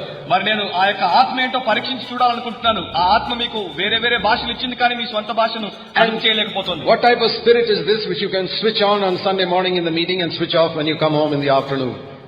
మరి ఈ ఆత్మ ఏమై ఉండొచ్చు? ఆదివారం ఉదయాన మీకు switch on and switch off. ఆదివారం ఉదయాన మిమ్మల్ని మరి స్విచ్ ఆన్ చేసి ఆదివారం మధ్యాహ్నానికి మిమ్మల్ని ఆపివేస్తుంది. That's how many Christians are. మరి ఎంతో మంది అట్లాంటి వారు ఉన్నారు. They switch on the spirit Sunday morning when they are in the meeting. మరి ఆదివారం ఉదయాన ఆత్మను వారు మొదలు పెడతారు, ఆరాధనలో ఉంటారు. And when they come home it looks as if they switched off the spirit because they are back to the same old type of life as before. మరి వారి ఇంటికి రాగానే ఆత్మను ఆర్పేస్తారు, వారు ఆ పాత జీవితంలో ఎట్లా ఉన్నారో అట్లాగే ఉంటారు. Is the Holy Spirit like these switches? You can switch on, switch off, switch on, switch off, put on the light, put off the light. మరి పరిశుద్ధాత్ముడు ఆ యొక్క స్విచ్ లాగా ఉన్నాడా? వేయడము ఆర్పడము, వేయడము ఆర్పడము, ఆ వెలుగులాగా వేసి ఆర్పడము. All a deception. అదంతా కూడా మోసమే. Plenty of counterfeit in this baptism in the Holy Spirit nowadays. మరి ఈ దినాల్లో పరిశుద్ధాత్మ యొక్క బాప్తిస్మాన్ని గురించి ఎంతో తప్పుడుగా బోధ ఉంది. Because I say, I don't believe in a Holy Spirit that cannot control your mother tongue. మరి నేను చెప్పేది ఏంటంటే మీ స్వంత తల్లి భాషను అదుపు చేయనటువంటి పరిశుద్ధాత్మలో నేను నమ్మిక ఉంచను. Is the Holy Spirit so powerless పరిశుద్ధాత్ముడు అంత శక్తిహీనుడా that he fills you and makes you jump, but he cannot control your tongue? మరి ఆయన మిమ్మల్ని నింపినప్పుడు మీరు ఎగిరి పడతారు, కానీ మీ సొంత నాలుకను అదుపు చేయలేడా? I've seen people like that. మరి అటువంటి మనుషులు నేను చూశాను. Even on their knees they can jump. I don't know how they do it, but they manage to do it, and they say they are filled with the Holy Spirit. మరి వారి మోకాళ్ళ మీద ఎగురుతూ ఉంటారు. వారు ఎట్లా చేస్తారో నాకు తెలియదు, కానీ వారు ఎగురుతూ వారు చెప్తారు, మేము ఆత్మచేత నింపబడ్డాం. I say, sister, what about a simple thing like controlling your tongue? What's this just bumping on your knees all the time like this? మరి నేను అంటాను, సహోదరి, అన్ని సమయాల్లో మోకాల్లోని ఎగరడం కాదు, నీ సొంత నాలుకను అదుపు చేయడం విషయం ఏంటి? What spirit is this? ఈ ఆత్మ ఏ ఆత్మ? It's a deception. అదొక మోసం. Don't be deceived. మోసపోకండి. I believe firmly in the baptism in the Holy Spirit. పరిశుద్ధాత్మ బాప్తిస్మము యందు నేను రూఢిగా నమ్ముచున్నాను. As much as I firmly believe in the baptism in the Holy Spirit and the gift of tongues, I am equally against all this deception and counterfeit that goes on today. మరి నేను పరిశుద్ధాత్మ బాప్తిస్మం యందు రూఢిగా నమ్ముచున్నాను, అన్య భాషల్ని నమ్ముచున్నాను, కానీ దానికి వ్యతిరేకంగా ఈ దినాల్లో జరుగుతున్నటువంటి వాటిని నేను వ్యతిరేకిస్తున్నాను. So many people are deceived. ఎంతో మంది మనుషులు మోసగించబడుతున్నారు. When the Spirit of God fills them, దేవుని ఆత్మ వారిని నింపినప్పుడు controls their tongue. వారి యొక్క నాలుకను కూడా అదుపు చేస్తుంది. It frees them from the love of money. ఆ యొక్క ధన అపేక్ష నుండి వారిని విడుదల చేస్తోంది. How can a man say, I am a spirit baptized pastor, మరి ఒక మనిషి ఏ రకంగా చెప్పగలడు, నేను ఆత్మ పూర్ణుడైనటువంటి పాస్టర్నని, and I love money? డబ్బును ప్రేమిస్తానని? How is that possible? అది అసాధ్యము. Can light and darkness mingle together like that? పౌలు చెప్పాడు, మరి చీకటి వెలుగు కలిసి ఉండగలవా? This is the type of counterfeit going on in Christendom today, and there are multitudes of believers who don't know the Bible who just swallow it. మరి ఈ దినాల్లో క్రైస్తవత్వంలో ఇటువంటి మోసము జరుగుతుండగా ఎన్నో వేల మంది బైబిల్ ఎరగనటువంటి మనుషులు దీని చేత మోసపోతున్నారు. Sin will not rule over you. పాపము మీ మీద ప్రభుత్వము చేయదు. Right now, ఇదే సమయంలో take a verse like Philippians 4. Philippi 4:2 ఒక వచనాన్ని తీసుకోండి. Verse 4. 4వ వచనం. Is this for heaven or is it for now? ఇది పరలోకానికి సంబంధించిందా లేక ప్రస్తుతానికి సంబంధించిందా? I think first of all we must see whether this verse applies to heaven or now. మరి మొట్టమొదట మనం చూడాల్సింది ఇది పరలోకానికి చెందినటువంటి వచనమేనా కాదా? In my father's house are many mansions. That is for the future, I know. మరి మనం చూసాము, నా తండ్రి ఇంట అనేక నివాసాలు ఉన్నాయి, అది భవిష్యత్తుకు చెందినటువంటిది. He will make my body like his body. That also is for the future. ఆయన నా శరీరాన్ని తన శరీరంగా మార్చివేయబోతున్నాడు, అది కూడా భవిష్యత్తులో జరగబోతోంది. What about this verse? కానీ ఈ వచనం విషయం ఏంటి? Philippians 4:4. Philippi 4:4. When are you supposed to rejoice in the Lord always? After you go to heaven or right now on this earth? ఎల్లప్పుడూ ప్రభువునందు సంతోషించడము అది ఎప్పుడు? ఇప్పుడైనా లేక మీరు పరలోకానికి పోయినప్పుడా? What do you think that verse means? Be honest. మరి ఆ వచనము ఏం చెప్తుందో మీరు యథార్థంగా నాకు చెప్పండి. Don't drag the word of God down to your level and live at your level. దేవుని వాక్యాన్ని పైనుండి కిందికి లాగి మీ పరిమాణంతో మీరు జీవించకండి. అది ఎక్కడుందో దాని దగ్గరికి మీరు రండి. We'll have a little grammar lesson for 1 minute. Grammar lesson. What does the word always mean? ఎల్లప్పుడు అన్న మాటకు అర్థం ఏంటి? ఒక వ్యాకరణ సంబంధించిన పాఠాన్ని చూద్దాం. How they teach you language in school? మరి స్కూల్లో వారు మీకు భాషను నేర్పించినప్పుడు sometimes we need to learn language when we come to the word of God. మరి మనం దేవుని వాక్యం దగ్గరికి వచ్చినప్పుడు కూడా దేవుని యొక్క భాషను What does always mean? ఎల్లప్పుడు అన్న మాటకు అర్థం ఏంటి? Out of 24 hours, what does always mean? ఈ 24 గంటలకు ఎల్లప్పుడు అన్న మాటకు అర్థం ఏంటి? 8 hours, 8 గంటల, 16 hours, 16 గంటల, Sunday mornings only. ఆదివారం ఉదయం మాత్రమేనా? Rejoice in the Lord on Sunday mornings. ఆదివారం ఉదయాన ప్రభునందు సంతోషించుడి. That I can understand. అది నాకు అర్థమవుతుంది. Rejoice in the Lord every Sunday morning. ప్రతి ఆదివారం ఉదయం ప్రభునందు సంతోషించండి. Rejoice in the Lord whenever you go for meetings. మీరు కూడికలకు వెళ్ళినప్పుడు ప్రభునందు సంతోషించండి. That we can all understand. అదందరికీ మనకు అర్థమవుతుంది. But we need a little grammar now, understand little language. What does always mean? మరి ఇక్కడ ఈ భాషను అర్థం చేసుకోవాలంటే మనకు కొంచెం వ్యాకరణం తెలిసి ఉండాలి. Rejoice in the Lord when everything goes well. మరి ఇక్కడ ఏమని చెప్పబడింది? ప్రభునందు మీకు అంత బాగున్నప్పుడు ఆనందించండి. Well, things may not go well all the time. కానీ మనకు అన్ని సమయాల్లో బాగా ఉండకపోవచ్చు. Rejoice in the Lord when you make a lot of money. మరి ఎక్కువ డబ్బు మీరు సంపాదించినప్పుడు ప్రభునందు When you సంతోషించండి. get a promotion in your job. మీ ఉద్యోగంలో మీరు ప్రమోషన్ పొందినప్పుడు సంతోషించండి. No. It's always. కాదు, ఎల్లప్పుడు. Rejoice in the Lord if your wife is very nice and well behaved. మరి నీ భార్య నీతో మంచిగా ప్రవర్తించినప్పుడు ప్రభునందు సంతోషించమని చెప్పిందా? What about if your wife is like a devil? ఒకవేళ నీ భార్య దయ్యంలాగా ఉందనుకో, అప్పుడేంటి? Rejoice in the Lord always. ఎల్లప్పుడూ ప్రభునందు సంతోషించు. It has got nothing to do with how your wife behaves or whether you got a promotion or whether you made money or not. మరి నువ్వు డబ్బులు సంపాదించకపోయినా, ప్రమోషన్ పొందినా లేకపోయినా, నీ భార్య నీ పట్ల సరిగ్గా ప్రవర్తించకపోయినా, you tell me honestly, what does the word always mean? మరి యథార్థంగా మీరు నాతో చెప్పండి, ఎల్లప్పుడూ అన్న మాటకు అర్థం ఏంటి? I think it means all the time. నేను అనుకునేది ఏంటంటే అది అన్ని సమయాలకు. Now, I'm not saying your life is like that. మరి నేను చెప్పట్లేదు That your life is like that. మీ జీవితం అట్లా ఉందని I'm చెప్పట్లేదు. saying that is the standard of God's word. కానీ దేవుని వాక్యానికి ఉన్నటువంటి పరిమాణం అదని నేను What are you చెప్తున్నాను. going to do when you see God's standard that high? మరి దేవుని వాక్య పరిమాణం అంతగా ఉన్నప్పుడు మీరు ఏం And your చేయబోతున్నారు? life is here. మరి మీ జీవితం ఇక్కడ ఉంది. Do you long for that? మీరు దాని కొరకు ఆశిస్తున్నారు. Do you have faith for that? దాని కొరకు మీలో విశ్వాసం ఉంది. Faith is based on the word of God. విశ్వాసము దేవుని వాక్యం మీద ఆధారపడి ఉంది. It's not a question of whether I feel like it or not. మరి అది నాకు అనిపించట్లేదు అన్న దాని మీద Not ఆధారపడి my desire. నా కోరికను ఆధారం చేసుకోలేదు. You read that and you say, boy, I would like to have a life like that. మరి మీరు దాన్ని చదివినప్పుడు నాకు అట్లాంటి జీవితం కావాలనుకోవడం It's కాదు. not based on your desire, I'm sorry to say. మరి నేను విషాదంతో చెప్తున్నాను, అది మీ కోరికను ఆధారం You చేసుకుని have faith మీలో విశ్వాసం ఉంటే that God can do that in your life. మరి నీ జీవితంలో దేవుడు దాన్ని చేయగలడు అన్న విశ్వాసం. I know many years ago, నాకు తెలుసు చాలా సంవత్సరాల క్రితము, long after I was born again, మరి నేను మారుమనసు పొందిన More than- తర్వాత ఎన్నో సంవత్సరాల more than 16 years after I was born again, నేను మారుమనసు పొందిన తర్వాత దాదాపు 16 సంవత్సరాల కన్నా ఎక్కువ I got faith that I can have that life. మరి అట్లాంటి జీవితాన్ని నేను పొందగలనన్న విశ్వాసాన్ని నేను పొందాను. And I said, Lord, I want that life. I don't care how long it takes. మరి నేను చెప్పాను, ప్రభు అట్లాంటి జీవితం నాకు కావాలి, ఎంత కాలం పట్టినా సరే. I must never be in a bad mood.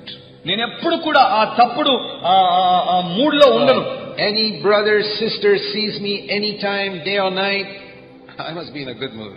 మరి ఏ సహోదరుడు పగలు రాత్రి ఎప్పుడు నన్ను చూసినా నేను ఎప్పుడు మంచిగానే ఉండాలి. My wife, who sees me more frequently than other people, must always see me in a good mood. మరి ఇతరులు నన్ను చూసేదానికన్నా నా భార్య నన్ను ఎక్కువగా తరచుగా చూస్తుంటుంది. Never upset and angry and irritable. మరి ఎప్పుడు విసుక్కోకుండా, చికాకుతో లేకుండా, కోపయించుకోకుండా. Is it possible? అది సాధ్యమేనా?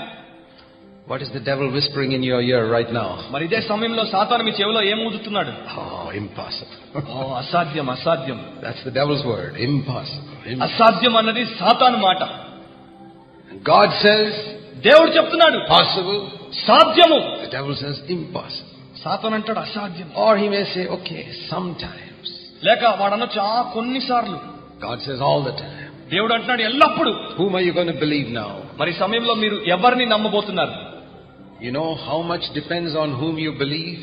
మరి మీకు తెలుసా మీరు ఎవరిని నమ్ముతారో దాని మీద ఎంత ఆధారపడి ఉన్నారో? You go to Genesis chapter 3, God said to Eve, you will die. The devil said, you will not die. ఆదికాండం 3వ అధ్యాయానికి వెళ్ళి చూడండి, దేవుడు అవ్వతో చెప్పాడు నువ్వు తిన్నప్పుడు చస్తావు, సాతాను చెప్పాడు నువ్వు చావనే చావవు. Who was right? ఎవరు అక్కడ సరిగ్గా చెప్పారు? God. దేవుడు. He's always right. ఆయన ఎప్పుడు కూడా సరిగ్గానే చెప్తాడు. He says you can rejoice always. I say, Lord, I believe it's possible for me. మరి ఆయన నాతో చెప్పినప్పుడు ఎల్లప్పుడు నువ్వు సంతోషించగలవన్నప్పుడు నేను చెప్పాను, ప్రభువా అవును నేను నమ్ముతున్నాను I don't know what price I have to pay, but I want that life. నాకు తెలియదు ఆ జీవితం కొరకు ఏమి వెల నేను చెల్లించాలో, కానీ నాకు ఆ జీవితం కావాలి. Okay, let me ask you another thing. మరి ఇంకొక విషయాన్ని మిమ్మల్ని అడగనివ్వండి. Some people, when I preach like this, they say, this is all false teaching. మరి నేను ఇట్లా బోధించినప్పుడు కొంతమంది అంటారు ఇదంతా తప్పుడు బోధ. False teaching, then the Bible must be having false teaching. మరి తప్పుడు బోధ అంటే మరి బైబిల్లోనే ఆ తప్పుడు బోధ ఉండొచ్చు. Because I'm only saying what's written here. Rejoice in the Lord always. మరి నేను చెప్పేది ఇక్కడ ఏమైతే రాయబడిందో ప్రభునందు ఎల్లప్పుడూ సంతోషించండి అదే The చెప్తున్నాను. secret is in the Lord. మరి ఇక్కడ ఉన్నటువంటి రహస్యం ఏంటంటే ప్రభువు నందు. I'm not rejoicing in my circumstances. నేను నా యొక్క పరిస్థితుల్లో సంతోషించడం కాదు. I'm not rejoicing because everything is comfortable. మరి అంతా నాకు బాగా ఉంది కనుక But సంతోషించడం because కాదు. the Lord doesn't change.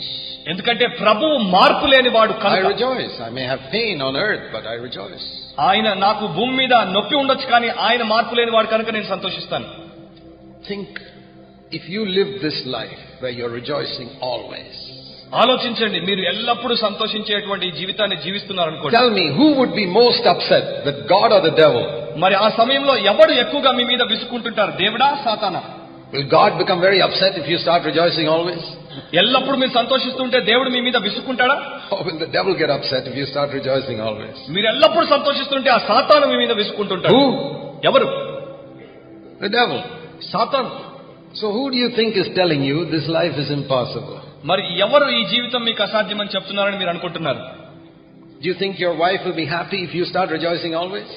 మీరు అనుకుంటున్నారా మీరు ఎల్లప్పుడు సంతోషంగా ఉంటే మీ భార్య సంతోషిస్తుందని? You think your husband will be happy if you have a life where you're rejoicing always? మరి ఎల్లప్పుడు మీరు సంతోషిస్తూ ఉంటే మీ భర్త సంతోషిస్తాడని మీరు అనుకుంటున్నారా? Can you imagine what will happen to your home life మీరు if you don't have any bad moods? Can you imagine what will happen? మరి మీరు ఎప్పుడు బాగానే ఉండి తప్పుగా ప్రవర్తించకుండా ఉంటే మీ కుటుంబ జీవితం ఎట్లా ఉంటుందో మీరు ఊహించగలరా? Your home will be a little taste of heaven on earth. మరి మీ గృహము ఆ పరలోకము యొక్క రుచి ఈ లోకంలో ఉన్నట్టు మీకు ఉంటుంది. Do you think the devil wants that? మరి సాతానుకు అది ఇష్టం లేదు. Oh no. లేదు. He wants you to have golden teeth and cars and houses and all these type of stupid things that believers are running after these days. మరి వాడు నీకు ఉండాల్సిందల్లా ఏంటంటే ఆ బంగారు పన్నులు, ఆ ఇల్లులు, ఆ కార్లు, వీటిలోనే నువ్వు మునిగిపోవాలి. And fight and quarrel with each other every day at home. మరి ఒకరితో ఒకరు పోట్లాడుకుంటూ ఇంట్లో విసుక్కుంటూ ఉండడమే వాడికి ఇష్టం. And fight in the churches. మరి సంఘాల్లో పోట్లాడుకోవడం. I want to tell you, my brother, sister, మరి నేను మీతో చెప్పాలనుకుంటున్నాను నా సహోదరి సహోదరుడా, listen to the message for your time. మరి మీ కాలానికి సంబంధించిన సందేశాన్ని The వినండి. path of the righteous is like to be like the sunrise that becomes brighter and brighter and brighter and brighter till Jesus comes, and it'll be like full day. మరి నీతిమంతుని యొక్క మార్గము వెలుగుతో తేజరిల్లి తేజరిల్లి తేజరిల్లి తేజరిల్లి యేసు వచ్చేంత వరకు తేజరిల్లుతూ ఉండడం. That may not be your life today, ఈ రోజున మీ జీవితం అట్లా అయి ఉండకపోవచ్చు, but that's up to your faith. కానీ అది మీ విశ్వాసానికి సరితూగింది. Turn back to Matthew chapter 9. మత్తయి సువార్త 9వ అధ్యాయానికి తిప్పండి. I like this story. ఈ కథ నాకు ఇష్టం. About two blind men who followed Jesus, verse 27. 27వ వచనంలో ఇద్దరు గ్రుడ్డివారు యేసును వెంబడిస్తూ ఉన్నారు. And they came to him వారు ఆయన దగ్గరకు వచ్చారు. and said to him, ఆయనతో చెప్పారు, have mercy on us. మమ్మను కనికరించు. And he asked them, ఆయన వారిని అడిగాడు. it says in another gospel, what do you want me to do for you? మరి ఇంకొక సువార్తలో ఈ రకంగా ఉంది, నన్ను మీరు ఏమి చేయమని That's the కోరుతున్నారు? first thing he asks you. అది మొట్టమొదట ఆయన అడిగాడు. What do you want me to do for you? మీ కొరకు నేను ఏమి చేయాలి? He knew, but he wanted them to confess it with their mouth. ఆయనకు తెలుసు, కానీ ఆయన వారి నోట ఆ మాట వినాలని ఆయన వారిని The అడుగుతున్నాడు. Lord knows today what you want, but he wants you to confess it with your mouth. ప్రభువుకు తెలుసు ఈనాడు మీకేం కావాలో, కానీ మీ నోట దాన్ని ఆయన వినాలని కోరుతున్నాడు. Lord, I want to overcome my anger. ప్రభువా, నా జీవితంలో నేను జయం పొందాలి. Lord, I want to rejoice always. ప్రభువా, నేను ఎల్లప్పుడూ సంతోషించాలి. Okay. సరే, Next question. రెండవ ప్రశ్న. What's the first question? మొదటి ప్రశ్న ఏంటి? Only two questions, remember. గుర్తుపెట్టుకోండి, రెండు ప్రశ్నలు. Christian life is very simple. క్రైస్తవ జీవితము చాలా సామాన్యమైంది. What do you want me to do for you? నీ కొరకు నన్ను ఏమి చేయమని కోరుతున్నావు? I don't have time to show you that. I think it's found in Mark's gospel. మరి సమయం లేదు చూపడానికి, కానీ మార్కులో That's the ఉంది. first question he asked. ఆయన అడిగిన మొట్టమొదటి What do ప్రశ్న, you want me to do for you? మీ కొరకు నన్ను ఏమి చేయమని The కోరుతున్నావు? second question is here. ఆ రెండవ ప్రశ్న ఇక్కడ ఉన్నది. After you tell the Lord what you want him to do for you, మరి ప్రభు మీ కొరకు ఏమి చేయాలో దాన్ని మీరు ప్రభుతో verse చెప్పిన 28, తర్వాత do you believe that I am able to do this for you? ఆయన అడుగుతున్నాడు, నేను ఇది చేయగలనని మీరు నమ్ముచున్నారా? Now, read carefully. జాగ్రత్తగా చదవండి. Not, do you believe that you can come up to this standard? కాదు, మీరు ఈ పరిమాణానికి రాగలరని నమ్మడం కాదు. Then I straight away say no. మరి నేను మీకు ఎంతో సామాన్యంగా చెప్పేయచ్చు. He's not asking me whether I can somehow reach there. ఆయన నన్ను అడగట్లేదు ఏదో రకంగా నేను ఆ స్థాయికి చేరగలనా అని. What is the question? అక్కడ ఉన్న ప్రశ్న ఏంటి? The Lord says, do you believe I can do this for you? ప్రభు అడుగుతున్నాడు, ఇది నేను నీ కొరకు చేయగలనని నీవు నమ్ముచున్నావా? So whose responsibility is it? మరి అది ఎవరి బాధ్యత? Is it mine or the Lord's? అది నా బాధ్యత లేక ప్రభు బాధ్యత? Who's supposed to lead me into this life? ఈ జీవితంలోనికి నన్ను నడిపించేటువంటి వారు ఎవరు? You know, in the Old Testament it was different. పాత నిబంధనలో అయితే వేరేదది. It was me struggling. అక్కడంతా నేనే In ప్రయాసపడ్డాను. the New Testament, కానీ నూతన the నిబంధనలో Holy Spirit who lifts me up. పరిశుద్ధాత్ముడు నన్ను పైకి లేపుతున్నాడు. Do you believe that I, the Lord, am able to do this for you? నువ్వు నమ్ముతున్నావా ప్రభువునైన నేను నీ కొరకు ఇది చేయగలనని? And they replied with 2 words, yes, Lord. మరి వారు 2 మాటలతో జవాబు చెప్పారు, అవును ప్రభువా. And their eyes were open. He said, be it done for you according to your faith. Verse మరి 29. ఆయన చెప్పాడు, మీ నమ్మిక చొప్పున మీకు కలుగును గాక. ఆ తర్వాత వారి యొక్క కన్నులు Now, తెరుచుకోబడ్డాయి. I have thought like this sometimes. మరి ఈ రకంగా నేను కొన్నిసార్లు అనుకున్నాను. Supposing one of those blind men said like this. అనుకోండి, ఒకవేళ ఆ ఇద్దరిలో ఒక గుడ్డివాడు ఈ రకంగా చెప్పాడు, Lord, I'm not so sure whether you can open both eyes. ప్రభువా నాకు అంత ఖచ్చితంగా తెలియదు మీరు 2 కన్నులు తెరవగలరో లేదో అని. If you open one eye, Lord, that'll be enough for me. I can see the road and it'll be better than what it was before. ప్రభువా నా ఒక కన్ను తెరిస్తే చాలు, నేను ఆ రోడ్డును చూడగలను, ఇంతకు ముందు ఉన్న దానికన్నా I believe you can open one eye. ఒక కన్ను మీరు తెరవగలరని నేను నమ్ముతున్నాను. What would the Lord have told him?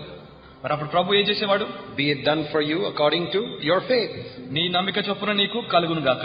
What would have happened? అప్పుడు ఏం జరిగి ఉండేది? The next verse would have said, and one of his eyes were opened, and he went out with one eye open. ఆ తర్వాత వచనం చెప్పేది, ఆయన ఒక కన్ను తెరవబడింది, ఆ ఒక కన్నుతో ఆయన పోయాడు. And he would have been so happy. Can you imagine a blind man when his one eye opened, how happy he is? మరి అతను నిజంగా ఆనందించేటువంటి వాడు, ఎందుకంటే 2 కన్నులు లేని వాడికి ఒక కన్ను తెరవబడినప్పుడు ఎంత ఆనందిస్తాడో. Just like some of you are happy because your sins are forgiven. Your one eye is open. మరి మీలో కొంతమంది ఎంతో సంతోషిస్తున్నారు, మీ పాపాలు క్షమించబడ్డాయి, ఒక్క కన్ను తెరుచుకోబడింది. That's better than all the blind people in the world whose sins are not forgiven. మరి అది లోకంలో పాపాలు క్షమింపబడిన వారి కన్నా మీ జీవితంలో ఎంతో మేలుగా ఉంది. And then the other blind man says, మరి ఇంకొక గుడ్డివాడు అంటాడు, Lord, I believe you can open both eyes.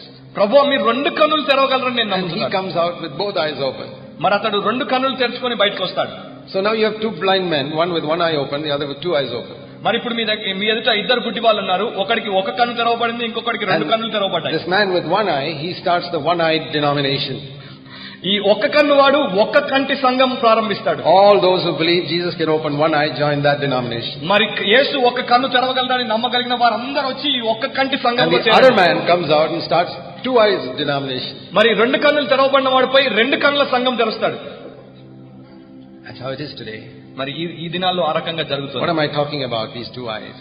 మరి ఈ 2 కన్నుల గురించి నేను మాట్లాడుతున్నాను. One, Jesus can forgive our sin. ఒకటి, యేసు మన పాపాలు క్షమించగలడు. Second, Jesus can give us victory over sin. రెండవది, యేసు ఆ పాపం మీద మనకు జయం ఇవ్వగలడు. You believe both or do you believe one? మరి మీరు ఆ రెండింటిని నమ్ముతున్నారా లేక ఒక్కదాన్ని నమ్ముతున్నారా? Many years ago you believed in one and he opened your one eye. ఎన్నో సంవత్సరాల క్రితం మీరు ఒక్కదాన్ని నమ్మారు, ఆయన మీ కంటిని తెరిచాడు. Did you open it yourself? అది మీ అంతటా మీరు తెరిచారా? Did you forgive your own sin? మీ పాపాలని మీరే క్షమించుకున్నారా? How many of your sins did you forgive yourself? మరి మీ పాపాల్లో ఎన్ని పాపాలని మీరే క్షమించారు? Every smallest sin he forgave. He did it all.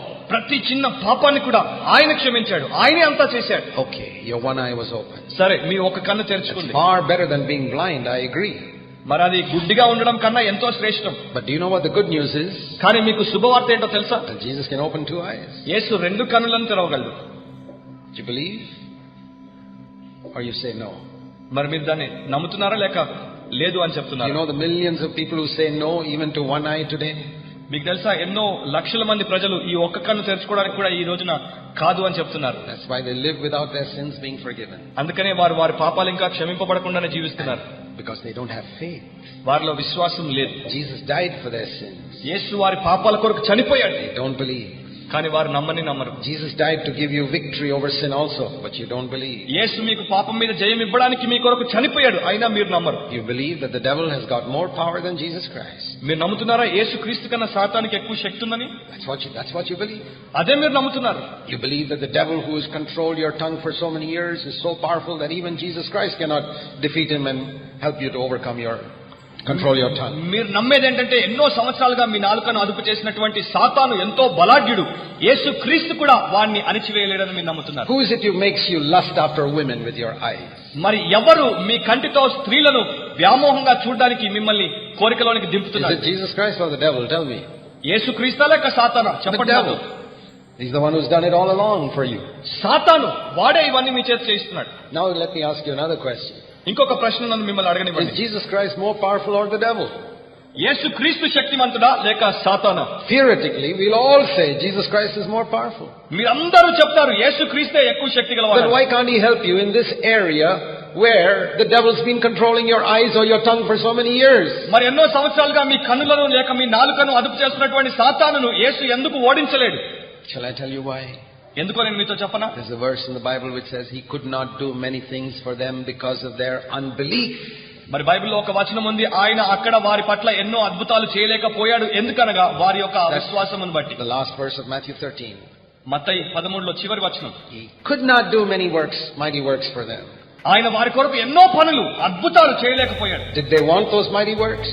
వారు ఆ యొక్క అద్భుతాలను కోరుకున్నారా? Yes. వారు కోరుకున్నారు. Did Jesus want to do it for them? యేసు వారి కొరకు చేయాలని ఇష్టపడ్డాడా? Yes. అవును, ఇష్టపడ్డాడు. Then why didn't he do it? కానీ ఎందుకు ఆయన They చేయలేకపోయాడు? wouldn't believe. They would not believe. వారు నమ్మలేదు. They believe Jesus can open only one eye. వారు కేవలం యేసు ఒక కన్నునే తెరవగలడని నమ్మారు. According to your faith be it unto you. నీ నమ్మిక చొప్పున నీకు కలుగును గాక. How long are you going to live with that miserable home life? మరి ఆ యొక్క ఘోరమైనటువంటి కుటుంబ జీవితంతో మీరు ఎంతకాలం జీవించబోతున్నారు? My brother, sister, నా సహోదరి సహోదరుడా, God has got something better. మరి దేవుడు ఎంతో శ్రేష్టమైన దాన్ని కలిగి ఉన్నాడు. Let's pray. ప్రార్థన చేద్దాం. I'll ask you two questions. ప్రభు నిన్ను 2 ప్రశ్నలు అడుగుతున్నాడు. What do you want me to do for you? నీ కొరకు నన్ను ఏమి చేయగోరుచున్నావు? You answer that one. నీవు దానికి జవాబిచ్చావా? To the Lord. Maybe number of things. ఎన్నో విషయాల్లో Tell him everything. ఎన్నో విషయాలు ఉండొచ్చు. ఆయనతో ప్రతిదీ చెప్పు. The second question, మరి 2వ ప్రశ్న the Lord says, ప్రభు చెప్తున్నాడు, do you believe that I can do this for you? నేను దీన్ని నీ కొరకు చేయగలనని నీవు నమ్ముచున్నావా? It doesn't matter how many years you've been in a sin, my brother, sister. నా సహోదరి సహోదరుడా, ఆ పాపములో ఎన్ని సంవత్సరాలుగా నువ్వున్నా పర్వాలేదు. God can give you victory. దేవుడు నీకు దాంట్లో జయం ఇవ్వగలడు. At least start you on the road to victory today. మరి ఈ రోజునే ఆయన ఆ జయ మార్గంలోనికి నిన్ను Even if it takes some years, start on that road today. కొన్ని సంవత్సరాలు పట్టినా ఆ మార్గంలోనికి ఈ రోజే నువ్వు వచ్చేసేయ్. The journey of 1,000 miles starts with one step. 1000 మైళ్ళ ప్రయాణము ఒక్క అడుగుతో ప్రారంభించబడుతుంది. Every journey starts with one step. Take that one step today. ప్రతి యాత్ర కూడా ఒక్క అడుగుతోనే ప్రారంభించబడుతుంది. కనుక ఈ రోజు Lord Jesus, ప్రభు అయిన యేసు, I want this life that I heard about this morning. ఈ ఉదయాన విన్నటువంటి ఈ జీవితము నాకు కావాలి. I don't care how long it takes me to get it. మరి దాన్ని పొందడానికి నాకు ఎంత సమయం పడుతుందో దాని I గురించి am నాకు going to get ఆలోచన. it. నేను మారు మనసు పొందాను. I know you'll do this for me. ఇది నీవు నా కొరకు చేయాలని కోరుతున్నాను. Thank you, Heavenly Father. పరలోకమందున తండ్రి, మీకు For వందనాలు. those who are crying out to you at this moment, ఈ ఉదయాన మీకు మొరపెడుతున్నటువంటి వారందరిని బట్టి I pray you'll give them the desires of their heart. మరి వారి యొక్క హృదయ వాంఛలను వారికి ఇవ్వమని నేను ప్రార్థిస్తున్నాను. In Jesus' name. యేసు నామమున ఆమేన్.